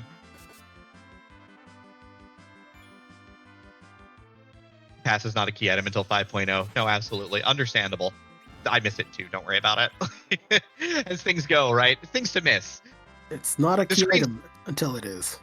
Until it is. Also, the screen's pretty orange. You might have missed it. I don't know, but that was exactly enough sirens to get nuke on Palom. So I think LUF is ready to head to the moon and microwave the moon. I mean, you gotta use your nuke somewhere. You know, Well, it'd be interesting what decision to go look. Is it gonna we're gonna go to cave value first? Are we going to the Murzame altar first? There plenty of options. Although trying to find where D mist is. I think at this point just to check spots. just to get it, just you don't want to leave it behind just in case, right? Like you never know, it could be adamant rock, but we know that it's not here, at least it's not at Mist Cave. But yeah, Falgran's on to the second boss. We'll see if he retires Edward as well for the rest of the seed. We're gonna go with, we'll take the Artemis bow though. Thanks. Falgran's Edward hasn't been gaining levels, so it's not a loss. So not a real loss. I think his Edward had just as much HP as Kane, starting Kane, which is that's yeah. Yeah, that sounds about right. His Edward has been face down pretty much the entire time. But yeah, Antlion goes down, so Falgran's going to get the Darkness Crystal here, so must be feeling pretty good about that. But he is behind 13 Sirens worth of grind time. I'm getting actually in chat again by Sylvia, noting that Microwave is a thing that is in Super Metroid, where you have the Plasma Beam and X-Ray Scope, and you use it to kill Dragon. Yeah, that's fair. We've stuck Edward in a trash can this seed in Baron. We've dumped Edward in the middle of Dwarf Castle and said, hey, Luca, he's your problem now. Don't ask him to play Wonderwall again. I swear to God. I'll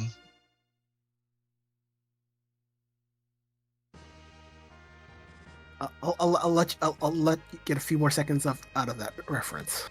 I think I've heard enough. Wonderwall. But you might be the one to save me.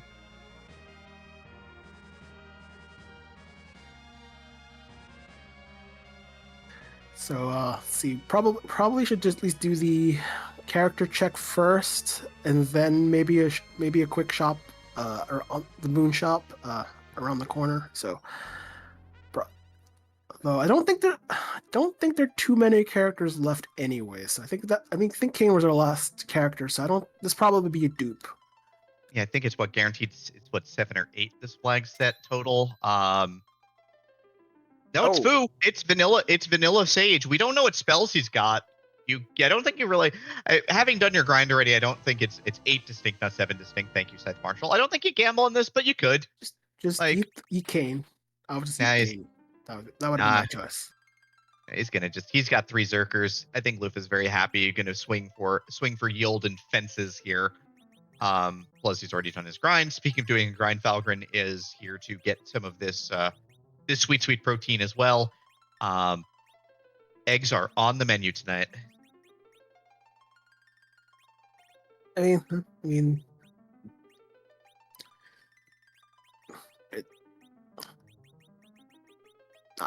just scrambled eggs.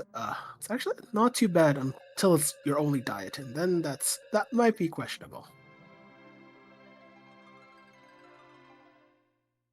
Sometimes in this life, you've reached the point in your life where you're required to be on eggs, rice, and beans because you're poor. I've been there before.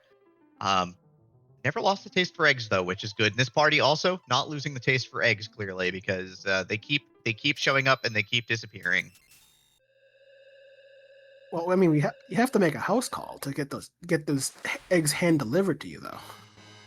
At least especially because they're raw, right? Like, maybe we're not in the States. Like, maybe that they do a really good job of pasteurizing the eggs in the underground, I suspect is really the thing. Well, I mean, it is pretty hot down there. It's hard.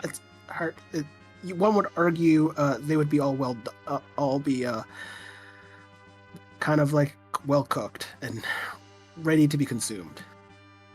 Yes, but then how does an entire dragon emerge from one then, though, when you hit it? I don't actually. You know what? I don't want to know.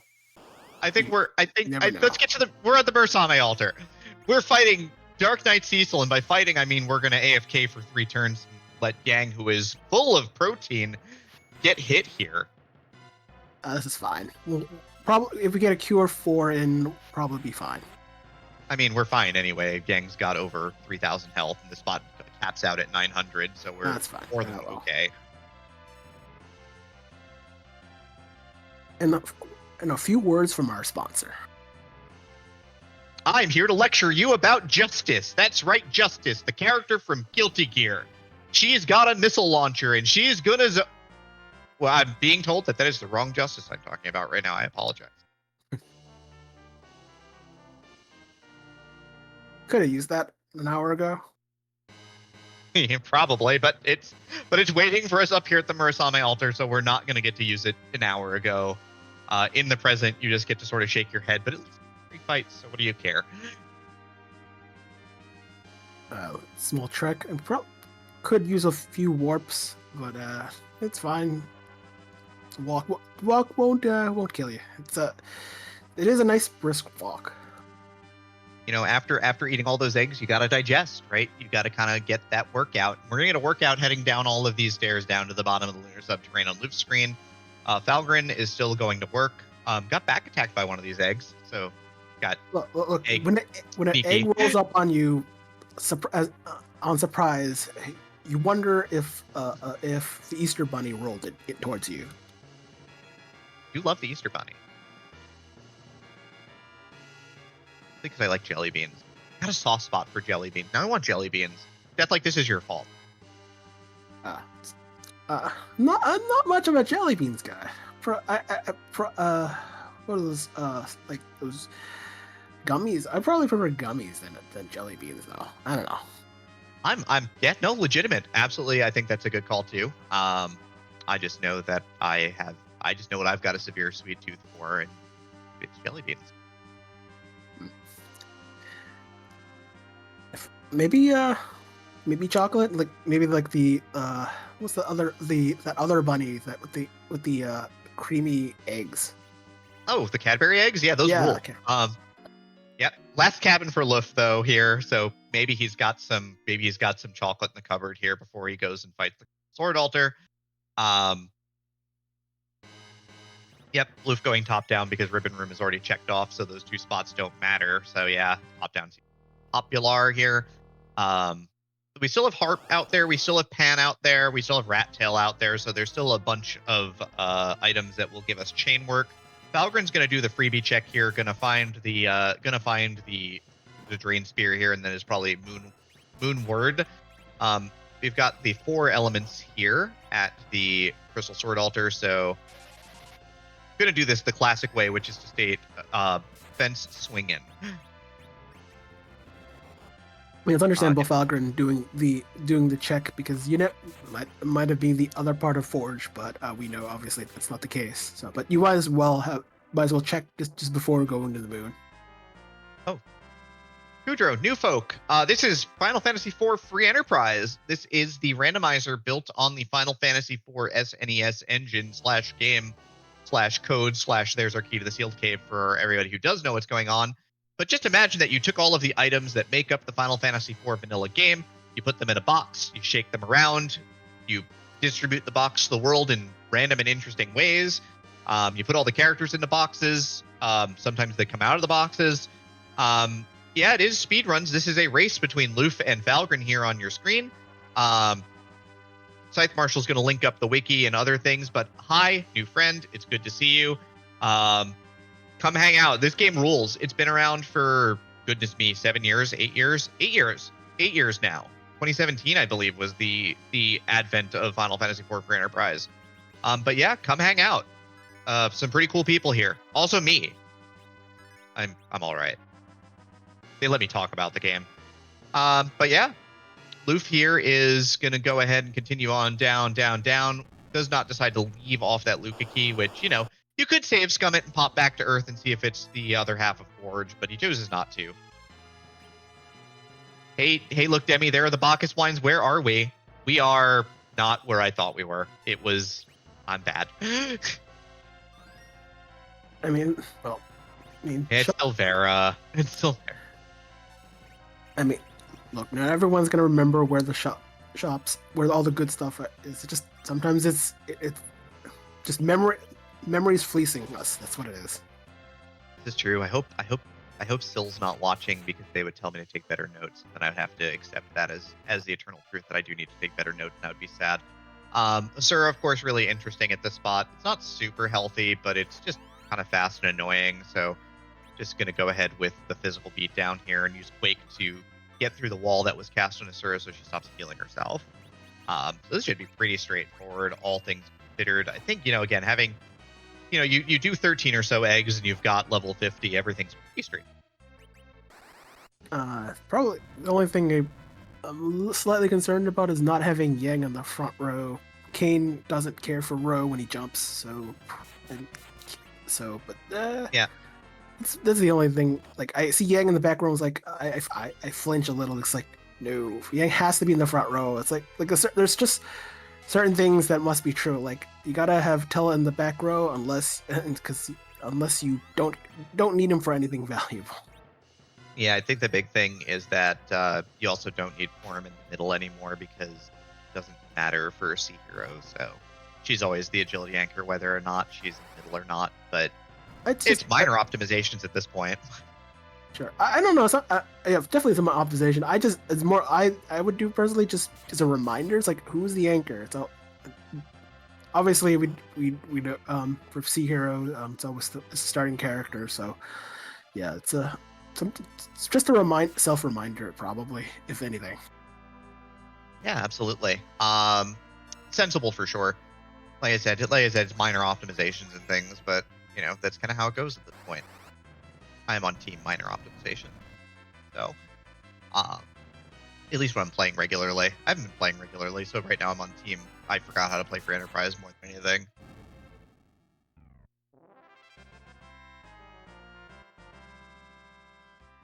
Hoping for the other piece. Well, nope. Vanilla item at vanilla spot. Yeah, White Spear not going anywhere. It is Kane equipment, I guess. I think Dragoon Lance, it doesn't really matter, I suspect, at this point.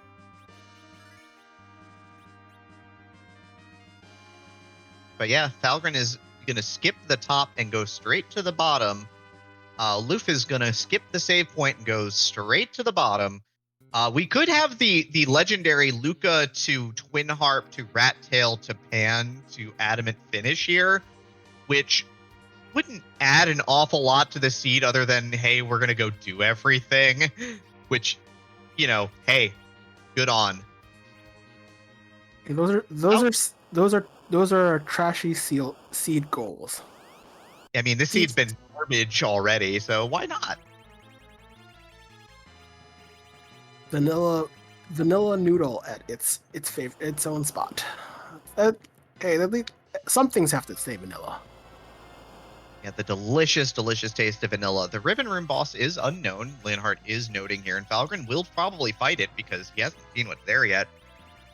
Do you think Falgran maybe skips it because of the 64 floor glitch and having not done it? That'd be really risky. That'd be really, really gutsy. Yeah, you'd really have to be tuned to the meta at this point to make that play, which might happen. Or he might save and go right there, and, meta be damned, I guess. The really meta play would be going straight all the way to the bottom and doing the Ogopogo spot first, but I don't know if anybody has that level of risk-taking in FE at this juncture to do something absolutely absurd like that. I suspect that this is going to be a White Spear check first. Yeah, preferably do it in order. Unless you want to do the Ribbon Room first for the XP, but having done the grind, doing second grind, probably not so interested. Chat is actually me again with the Tybalt will do some absolutely absurd gambles, I guess. Okay, one person in Free Enterprise might have decided that the correct thing to do is go all the way down to the Masamune altar first. It sure isn't me, and I've done some absolutely silly things in the game. I mean, I would rather do Cave Value or the Mur altar before considering just going on the Masa. I mean, I'm sure there'll be a seed that will carry the day, but no. I'd rather choose the safer options. I can at least guarantee you one thing: there is no value in cave value this seed. I promise you that. Until it doesn't. We'll find out, because that's where LUF was going immediately anyways. Has at least one key item to turn in, but probably want to check out cave value first before leaving. Cave value is a summon spot. It has no value. I can assure you that there's nothing there. We shopping? Oh, no, I guess we'll still see who the boss is regardless. Yep. This, however, is a summon monster spot and not a boss spot.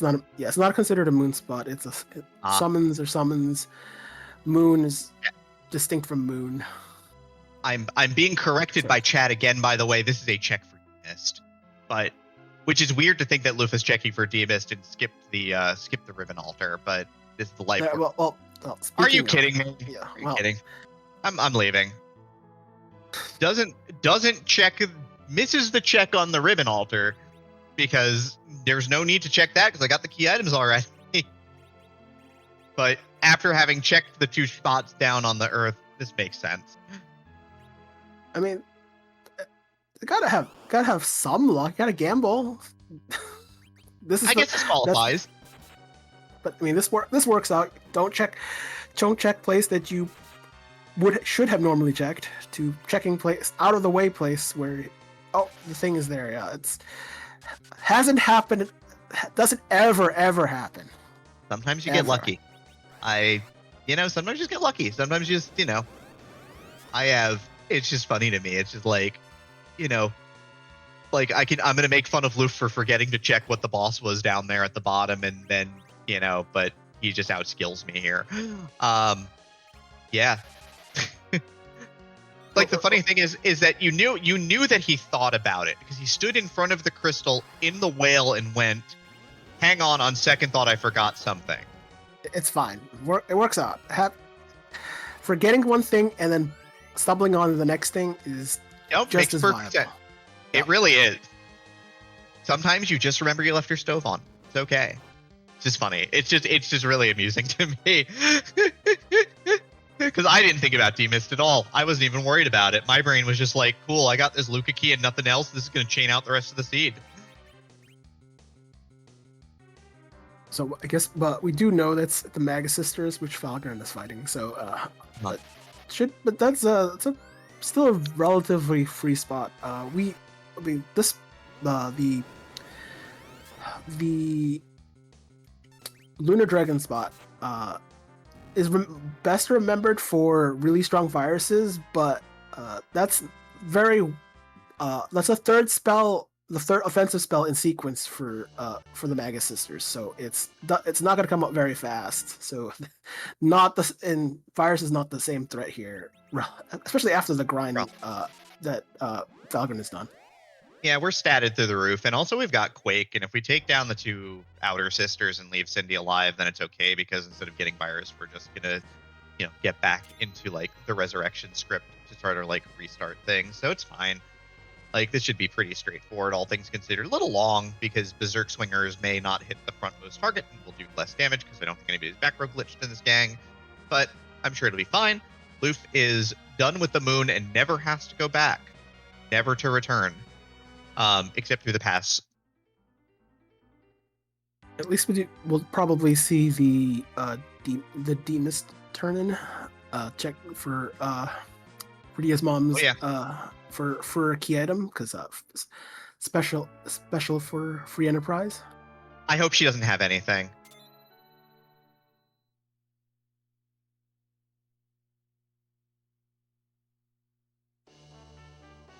This is why I don't. This is why I don't race free enterprise anymore. No. A moment, and inventory bosses appeared. As well, get rid of a few things that you probably won't need. Now I really hope this is value. Well, it has to lead. I mean, we're going to do Pan or the Sealed Cave. I'm probably at this point we're doing Pan. We're 2 key items versus 1.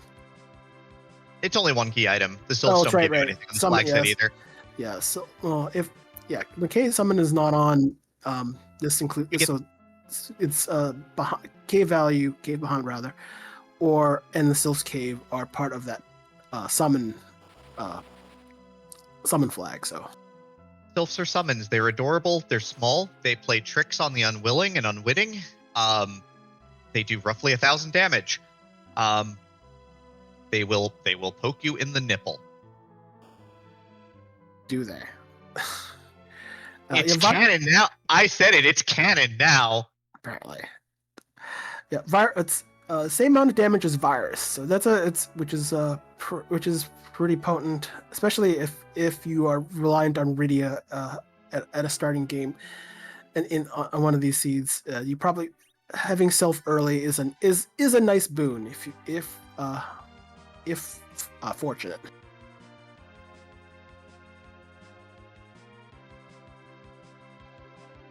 Absolutely. But yep. So now LUF hard charging. Gonna go ahead and drop off the pan check here. Being noted that Ogopogo not doing so hot as in wasn't able to kill Kane because of math. We do love math in this chat. And so Rounding. we're just rounding. We're marching on. Rounding is math. Math is math. I mean, it's very small math, but it's math. Yeah, it's. And Sheila has No, Drain that's the Spear. first. Wait, isn't that wasn't that reset on the first one? Shouldn't you like? Wait, did he not turn in the pan? Or is it double Drain Spear? Because that would be hilarious. Well, no, it was. I think it probably forgot. Oh wait, turned it in, but you have to you still have to actually select the pan. When you don't select the pan, it's itchy finger. It's like I know what I need to do. Yeah. Oh wait, oops. Wait, no. Yeah, LUF at least did realize what he did. It is not double Drain Spear. But still, I mean, it could LUF, happen. It could happen. It could happen.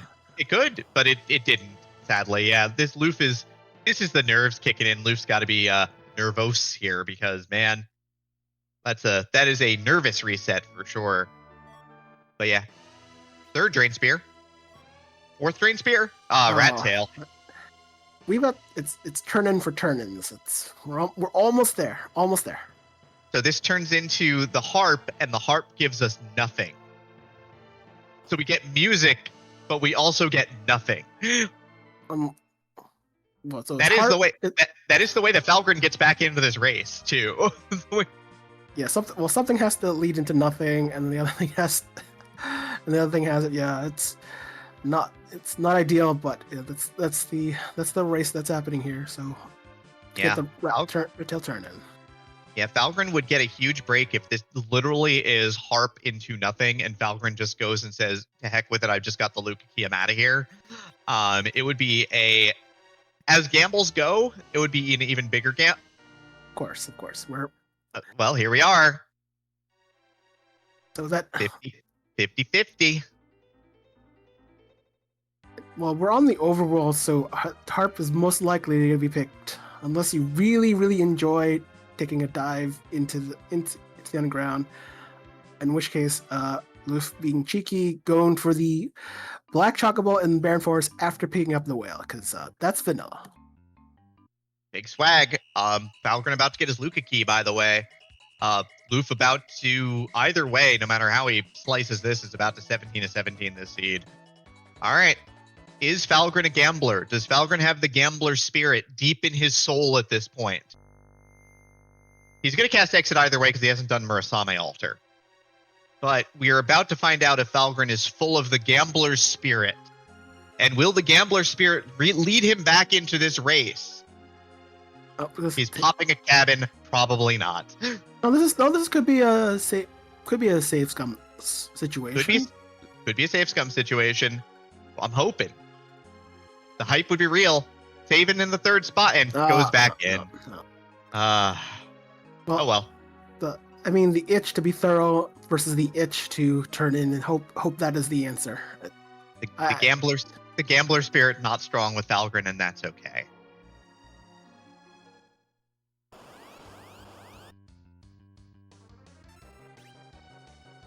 Gonna have to probably wait this out, unfortunately. Yeah. I mean, you probably could nuke and speed it up a little bit. Spread virus is not enough. Nope. It's also quicker if you kamikaze your own party member. If you only have 2 party members left, your stronger party member kamikaze is the weaker one. Getting real technical in terms of tiny optimizations for this fight, but also he's so fast compared to Dark Elf at this spot that he's going to get a second virus off just to finish the job. Falgran is going to pull up here, is going to roll up and see Dark Knight Cecil here. Yang is, however, full of protein. Kane also doing pretty well, all things considered, but we're about to get some music, I guess, so I'm going to can it while we listen to Probably Not Wonderful.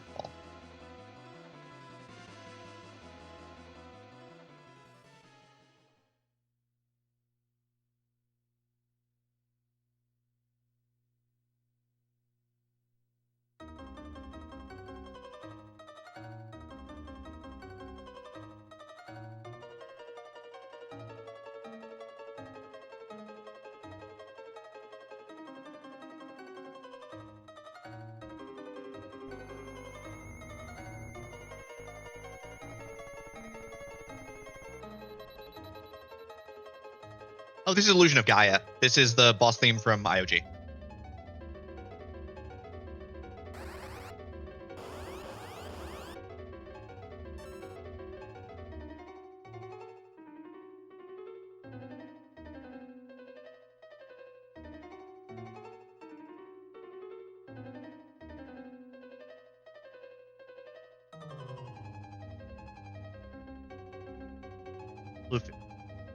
LUF is getting laughed at. LUF is getting insulted by Golbez.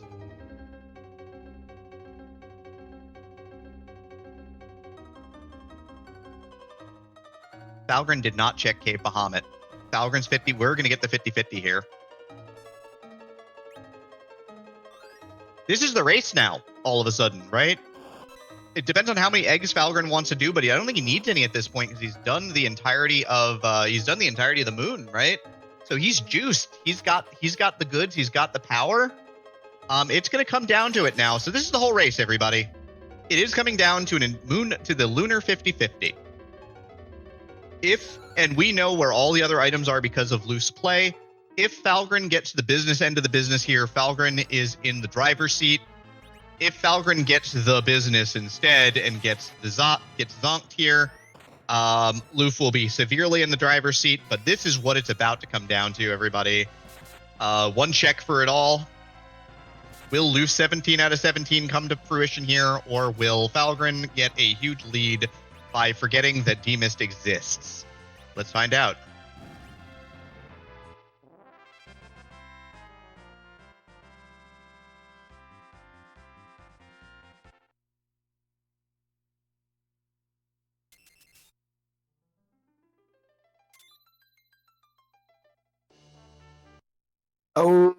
This is the turn, literal turn. Wow. You just need to forget that Demist exists. Demist isn't real and cannot hurt you. So Falgran will definitely find out. Yes, pick the right door at the right time, and forgot things conveniently, which is always just happens. Falgran has gone from being down near 20 minutes in this seed to a lead of about this walk is about a minute. Does not save. Just decides it's time to just go. It's fine. This is fine. I mean, you do what you got to do. You're an hour 50 into the seed, and you've got to assume that, you've got to be thinking this is it or I'm done. Let's go. Adamant Rock. Called it. I mean, we all knew it was there, but unbelievable. Absolutely. What an unbelievable turn of events here. What bosses are left at this point? This is almost certainly a moon boss. I'm going to say that this is Plague. There aren't too many bosses that would be devastating the spot. No, this is free. This is free. We even probably have an Hourglass kicking around or Coffins kicking around. There's an Hourglass. Turbo free. Just gonna HG, hit a couple of Coffins. Left, right, and center. There's exactly 2 Coffins in your inventory. Falgran, oh no, Falgran, there's 2 Coffins in your inventory. Also, Palom can just cast Stone. But Yeah, Like mages. 19 different ways to instant kill this.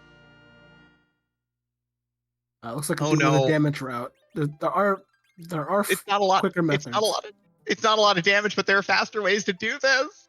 Oh no. All nerves all the time. The race is not yet over, and so it's easy to get kind of caught up in the moment for sure. This virus is gonna, or this nuke is gonna do the deed for sure. This should do plenty of damage. Oh god, we're gonna come right down to it. It's gonna be our two runners right down to the wire. Falgran through at 152.05. LUF is mute belling these at this point. Can't cast warp out of this room, but everybody forgets that too. I do this all the time. Yeah, and LUF is looking at his spell list, gonna go with weak strats, which is technically slightly faster, but you know, I'd rather gamble with stone, especially with all the levels. It's reasonably reliable with the Palom. yeah, weak is a hundo percento here, so yeah. Yeah. But yeah, so 15205. LUF probably about a minute behind here. Down goes the first guard, easy peasy. Second half of this boss is getting beat up pretty bad at this point. Just gonna absolutely nuke it from orbit just to be sure. But this should bring this fight to an end. LUF down by about a minute. Yeah, behind by 153.05. Yeah, down by just right on the line, about a minute's worth of time here. Falgran's got to go forge. Please do not forget to forge Falgran. That would be, my heart would explode. Oh, he's going to Tomra first. Nope, he's forgot. he's just he's just nervous, but he's remembering to forge. That is I'm remembering to forge play. That is good. He is remembering to stop. He's not going directly to Zeromus. He is not forgetting to pass go and collect $200. Z is not giving $200. That's the issue. I mean, Z could be $200. It is randomized, right?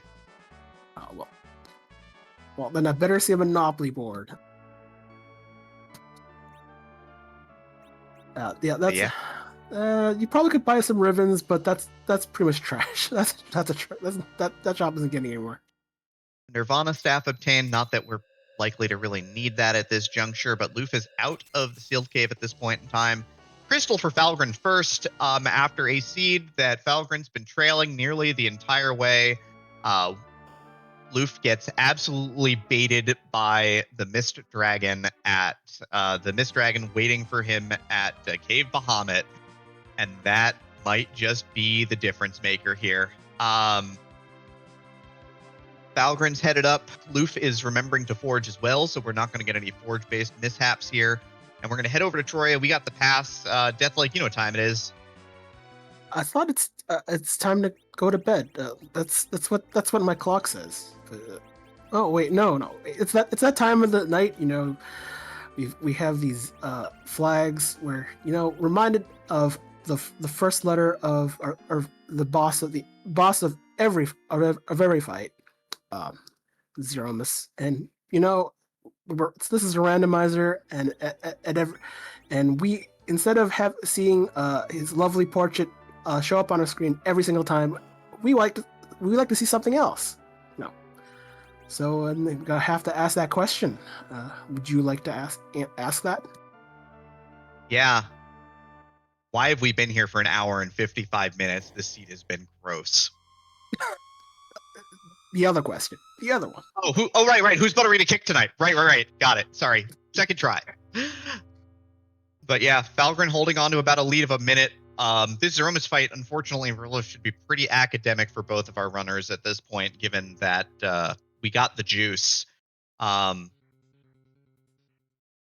Just as long as there's no any major mistakes eating up time, we should be fine. But you know, it's a Z fight, so we can always see disasters happen, like you know, like Big Bang in the media, which has happened every so often. But we shall see in just a moment. Falgran in the line, 156 and change. LUF is behind by roughly not very much at this point in time. The fight loads up 156.15. We do have to throw the crystal to transform Zeromus. We're going to have to drink some wine and eat some wafer. because we're gonna do. Wait, no, it's not. This is no. This nope. No, George Carlin, Jennifer, you're not allowed to do that. That's a gag for everybody who knows. If you know, you know, and if you don't know, I'm not going to tell you here. But yeah, Crystal's going to be thrown by the Kane here. Going to start setting up. We do have Silk Webs to slow it down. Runners know the script really well for this fight. Obviously, they've both fought Zeromus plenty of times in their time here. LUF is loading up here, 156.52, so 40 seconds of differential. Our boss is a bat. What a jerk. We hate it. Bacchus Winecrack. We're just going right to it. No questions asked. Maximum berserk. Gonna throw a Silk Web out with Palom here. And there's a second Zerk going up. We've got Bacchus Wine for LUF here. Gonna sit on Porum here. So gonna Cure 4 onto Edge, who is taking the nuke. 3,000 health should be just fine. Wow, that stings a lot though, but does need to get the heal off to make sure it's okay. Bacchus for Kane. So 3 Berserkers just gonna auto attack our way through this fight. The only way that this would be better if Palom were dead. Palom can also nerf. But he's gonna set up a Star Veil as well. So LUF setting up a Star Veil. So we're gonna go for sort of maximum DPS strategies here. So gonna go with Berserks and Reflected Nukes. LUF not even bothering with the slow here, is just going to go for maximum output, going to direct nuke to get the first nerf. So going to go as fast as is possible here. We've got Falgran holding, going to take the first big bang most likely here. He's queued up the Cure 4, might be a hair early. I don't think it matters with this party given the sheer amount of protein that was consumed this seed by both of our runners and then doing the entire moon on top of it. We scramble some eggs and we fight some bosses. Big Bang 1 comes out at the same time on both screens. Falgran's a little ahead on the damage race just because he's got 3 Zerkers up, so he's really kind of cranking out physical damage here. Runners to their knees, but it's not really a big deal. All 5 characters surviving on both sides. We do not have a Zerked up Edge here, and it's going to be time for LUF to start throwing his entire inventory at Batmus at this point, trying to catch up the differential here. Nukes coming out. Both our runners have exceedingly geared and leveled party members, so that nuke is just going to hurt like all get out. So like I said, maximizing throughput, just everybody doing as much damage as is possible. The big difference here is that LUF is out of wine, which can be a little bit problematic at this juncture. Does mean that the Zerking is not happening, and you know, when you're just kind of just regular right-clicking, it's not really the best because they do take time to queue up abilities as opposed to Zerking, which is really automatic. So I suspect that Falgran is going to win this race, not just from the 40-second gap, but also I think his Zeromus fight's likely to be a hair faster, just because he did stop in Silvera, because he wrote it down and found out where the wine was. And so even if we do get a black hole after Big Bang number 2 and we lose our Zerks, we can drink 3 more wines and get back to business. And by business, I mean violence. And by violence, I mean physically beating the heck out of this final boss. And the final stretch, we are going to use the crystal here for a nerf of the second Big Bang, potentially. Just letting it rock here. The party's got a ton of health, so it really doesn't matter all that much. Kane's probably going to take about 1,800 damage from this. 2,000. Okay, I'm a little bad at math, but I'm also guessing at this juncture. We've got set nukes continuing to fly from LUF here. God, this race is really right down to it at this point. We're kind of banging along here. The Zerkers are still Zerking. The Reflects are still reflecting.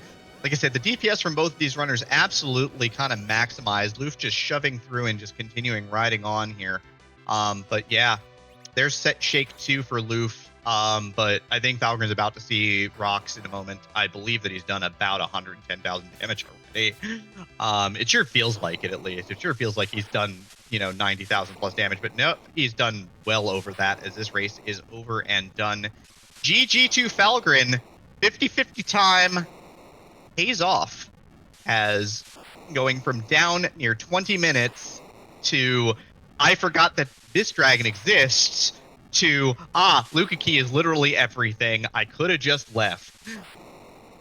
What a bad bounce for LUF, unfortunately, but GG to Falgran. The luckiest 2-hour run for Enterprise history. Oh man, especially after like nothing but hour 30 flags in this flag set. not going underground till an hour, I was sitting there like, I'm so far behind the whole time. You were so far behind the whole time. You're right. You were behind like 17 minutes getting underground. You got absolutely done and dusted. There was no way you should have won this seed. Well, you know.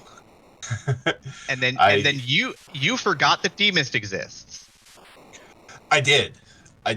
And I figured if it wasn't in Sealed Cave, I knew I was going to have to do a boss hunt, and I was not looking forward to it. And fortunately, I just completely lucked out.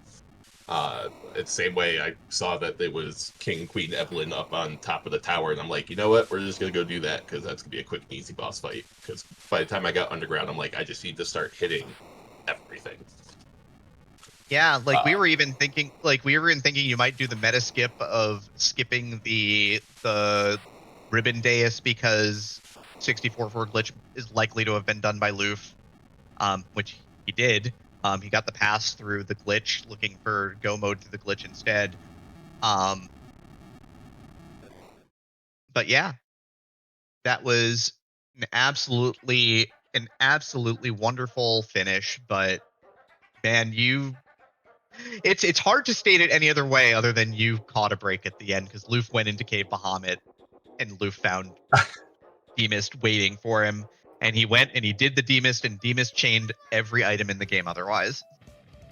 Oh man, I felt like that with Baron.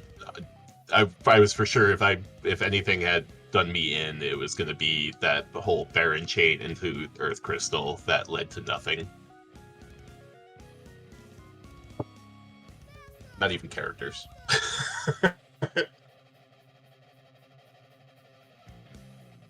Oh no, Yeah. I'm sorry. That was Ordeals that took me to Earth Crystal.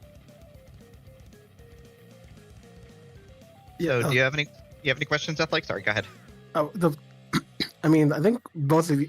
I mean, obviously, from what you've seen, from the start, it was just a struggle. Like, just starting party.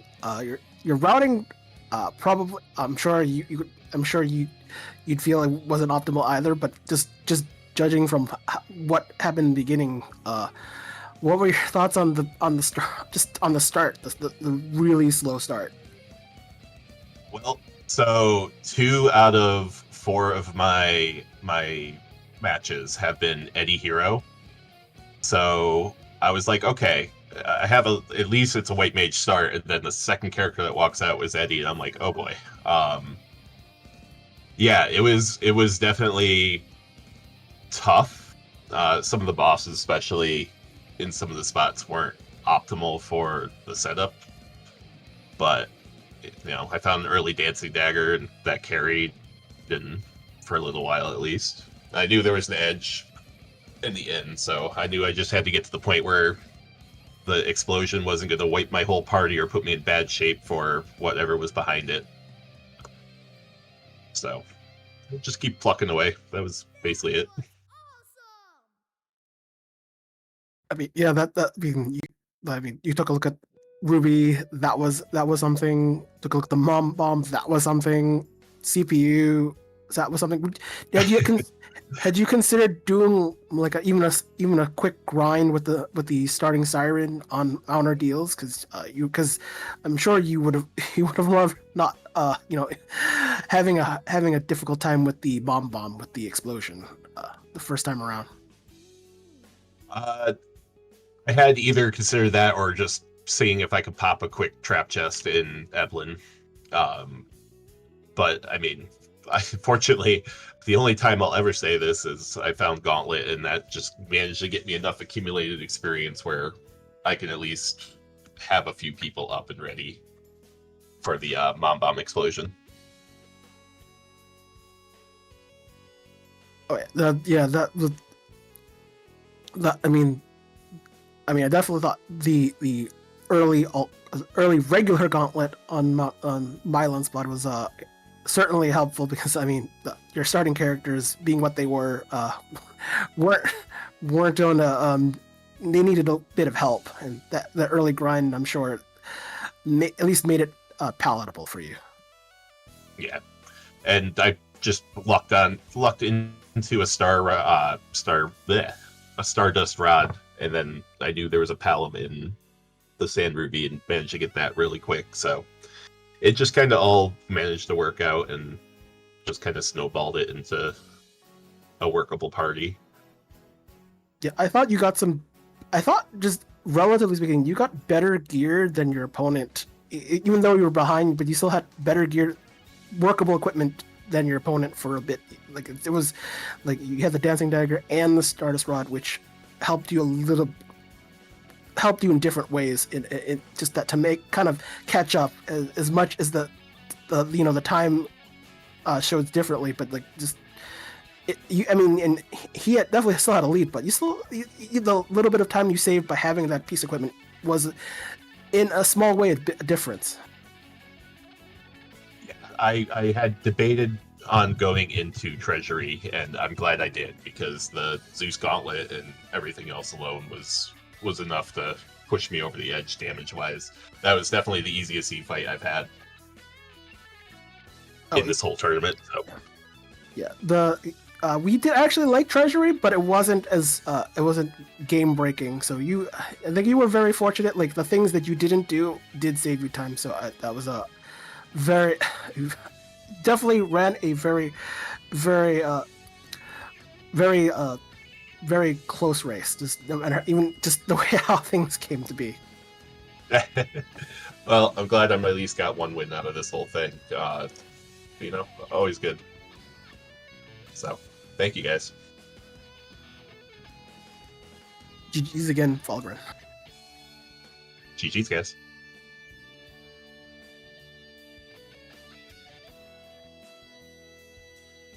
And we are joined by LUF. GG LUF. Was there anything that you didn't do in this seed? I'm pretty sure the answer is fortunately no. Actually, I never checked the buses in, the king and queen in the Ton of Monsters. So, yeah, that's pretty much it. Hello? Oh Nope, no. Just doing some housekeeping in the quiet background here. But yeah, it felt like you truly did about 100% as much as is possible of a ZZA seed for sure. Yep. So, yeah. Simply reading from the Twitch chat, I can see that chain, eh? Yeah. I mean, sometimes you do some decisions that are, I don't know, questionable because you're like, I'm not sure if I'm behind or ahead, because this was quite the seed, especially the start. It was feeling very puzzling. Like, okay, you kind of approach it like, I don't know, a Catalyte seed or something like that. And this is something I have a lot of experience in. That said, I did take a bad wipe against the Mum, and I was like, okay, so what else can I do? How can I approach this? How can I make sure I go through this the most efficient way? And I wouldn't say it was the most efficient way when I think back of everything I've done, but I certainly, now that I know that Falgran did not go through the whole demist into pan into, and I had to check the pan twice because I forgot I'd actually reset it out of the of Sheila 1. So there was such a long chain that actually led me to nothing, and that would have made the difference, because I was like, if I'm behind, this is the play. I'm like, okay, if I'm behind, this is the thing my opponent have not done at all. So, well, I mean, voting decisions. This is pretty... Oh, sorry, go ahead. Yeah, it's tough because you don't know. You actually, you were ahead by 10 minutes. That's the tough bit, I think, from the booth was, yeah, you didn't know that you were actually 10 minutes to the good. but in an hour 45 plus into a seed, it's really hard to assume that you're ahead by 10 minutes. Yeah, especially on this flag set. I mean, most of the time you're gonna see a lot of 1:30, 1:15. I mean, I had sub 1 hour a couple of times, so it's not like I was expecting to be ahead, and I was like, okay, this is quite late. Surely something is going on. Either my opponent had a really bad time with the start, which is quite possible, but maybe instead there is a very far-fetched play that needs to be done. And I'm like, sure, let's check Bahamut Cave. And I'm like, oh, yeah, this is a far-fetched play. This is definitely the kind of gamble you can take. And... I mean, I was like 40 seconds behind, 46 seconds behind. It's only I did not actually forget that I'd actually reset it out of the Shella 1 check. Maybe I could have got this still. So, a bit disappointed in me in the end. It was still mine to lose, somehow. Yeah, I mean, given what you had, I mean, tough start, just things that didn't go your way. I mean, if things went your way, you probably would have won 5-10 minutes ago. But you went through pretty much 17 out of 17 key items. That's kind of one of those. You kind of lost the 50-50 toss. It just worked out that way. But that's still pretty good for what you did. I mean, getting to the underground under 1 hour, especially given the start that you got. Indeed. Indeed. I certainly was happy using that siren in ordeals, because that's a good way to try to get through some of those hard fights. And I did not have any hourglass, so cracking it open outside of a blend was not in consideration at all. So I wasn't sure about the 50-something minutes underground access. I guess that's pretty much what cost me the game after all.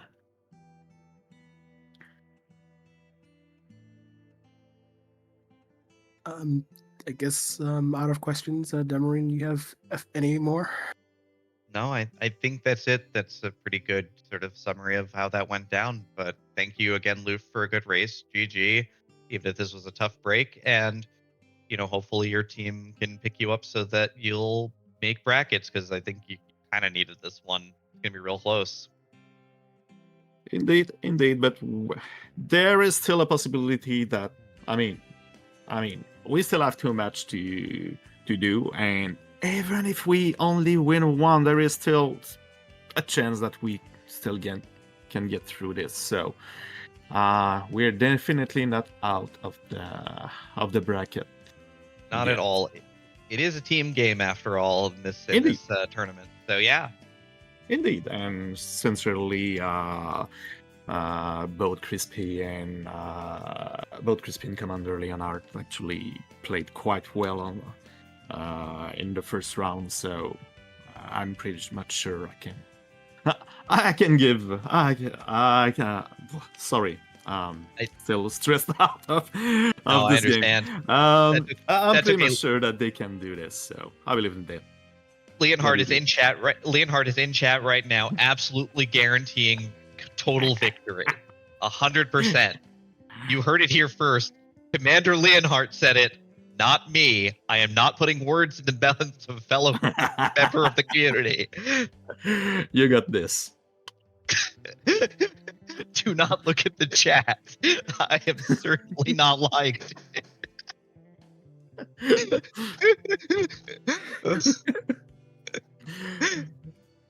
All right. So, as this was pretty much the last question, I would like to thank again everyone in the event team, everyone in the Restreamed team.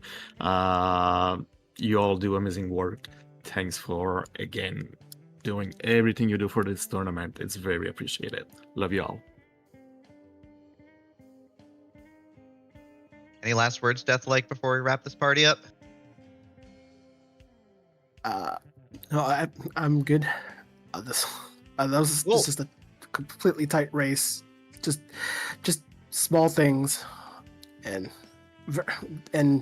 decisions made that made a difference in eating time and being fortunate. Yeah, sometimes it's not the bad breaks you take, but sometimes it's the runner takes the last bad break, and that's how it goes. Plug in our stuff for tomorrow. We're done for the night here. Our other race is also wrapped up, so you can always check out the VODs on YouTube when they come up. Otherwise, Elven Sorrow, Golden Shocker, dueling it out tomorrow, 2 in the afternoon Eastern time, 11 a.m. on the West Coast. Good European time if you're in EU, 7, 8 p.m. Some dinner for Enterprise for the European crew. But yeah, they'll be dueling it out on Free Enterprise tomorrow, 2 p.m. Come hang out. Otherwise, we're going to call it a night. Thank you again to Beauty and Discovery for running the show. Thank you to our friend Scythe Marshall for pushing the buttons and keeping us tracked tonight. Thank you again, Deathlike, for doing commentary with me tonight. It has been a blast. And of course, for everybody out there, see you tomorrow. Till then, be well.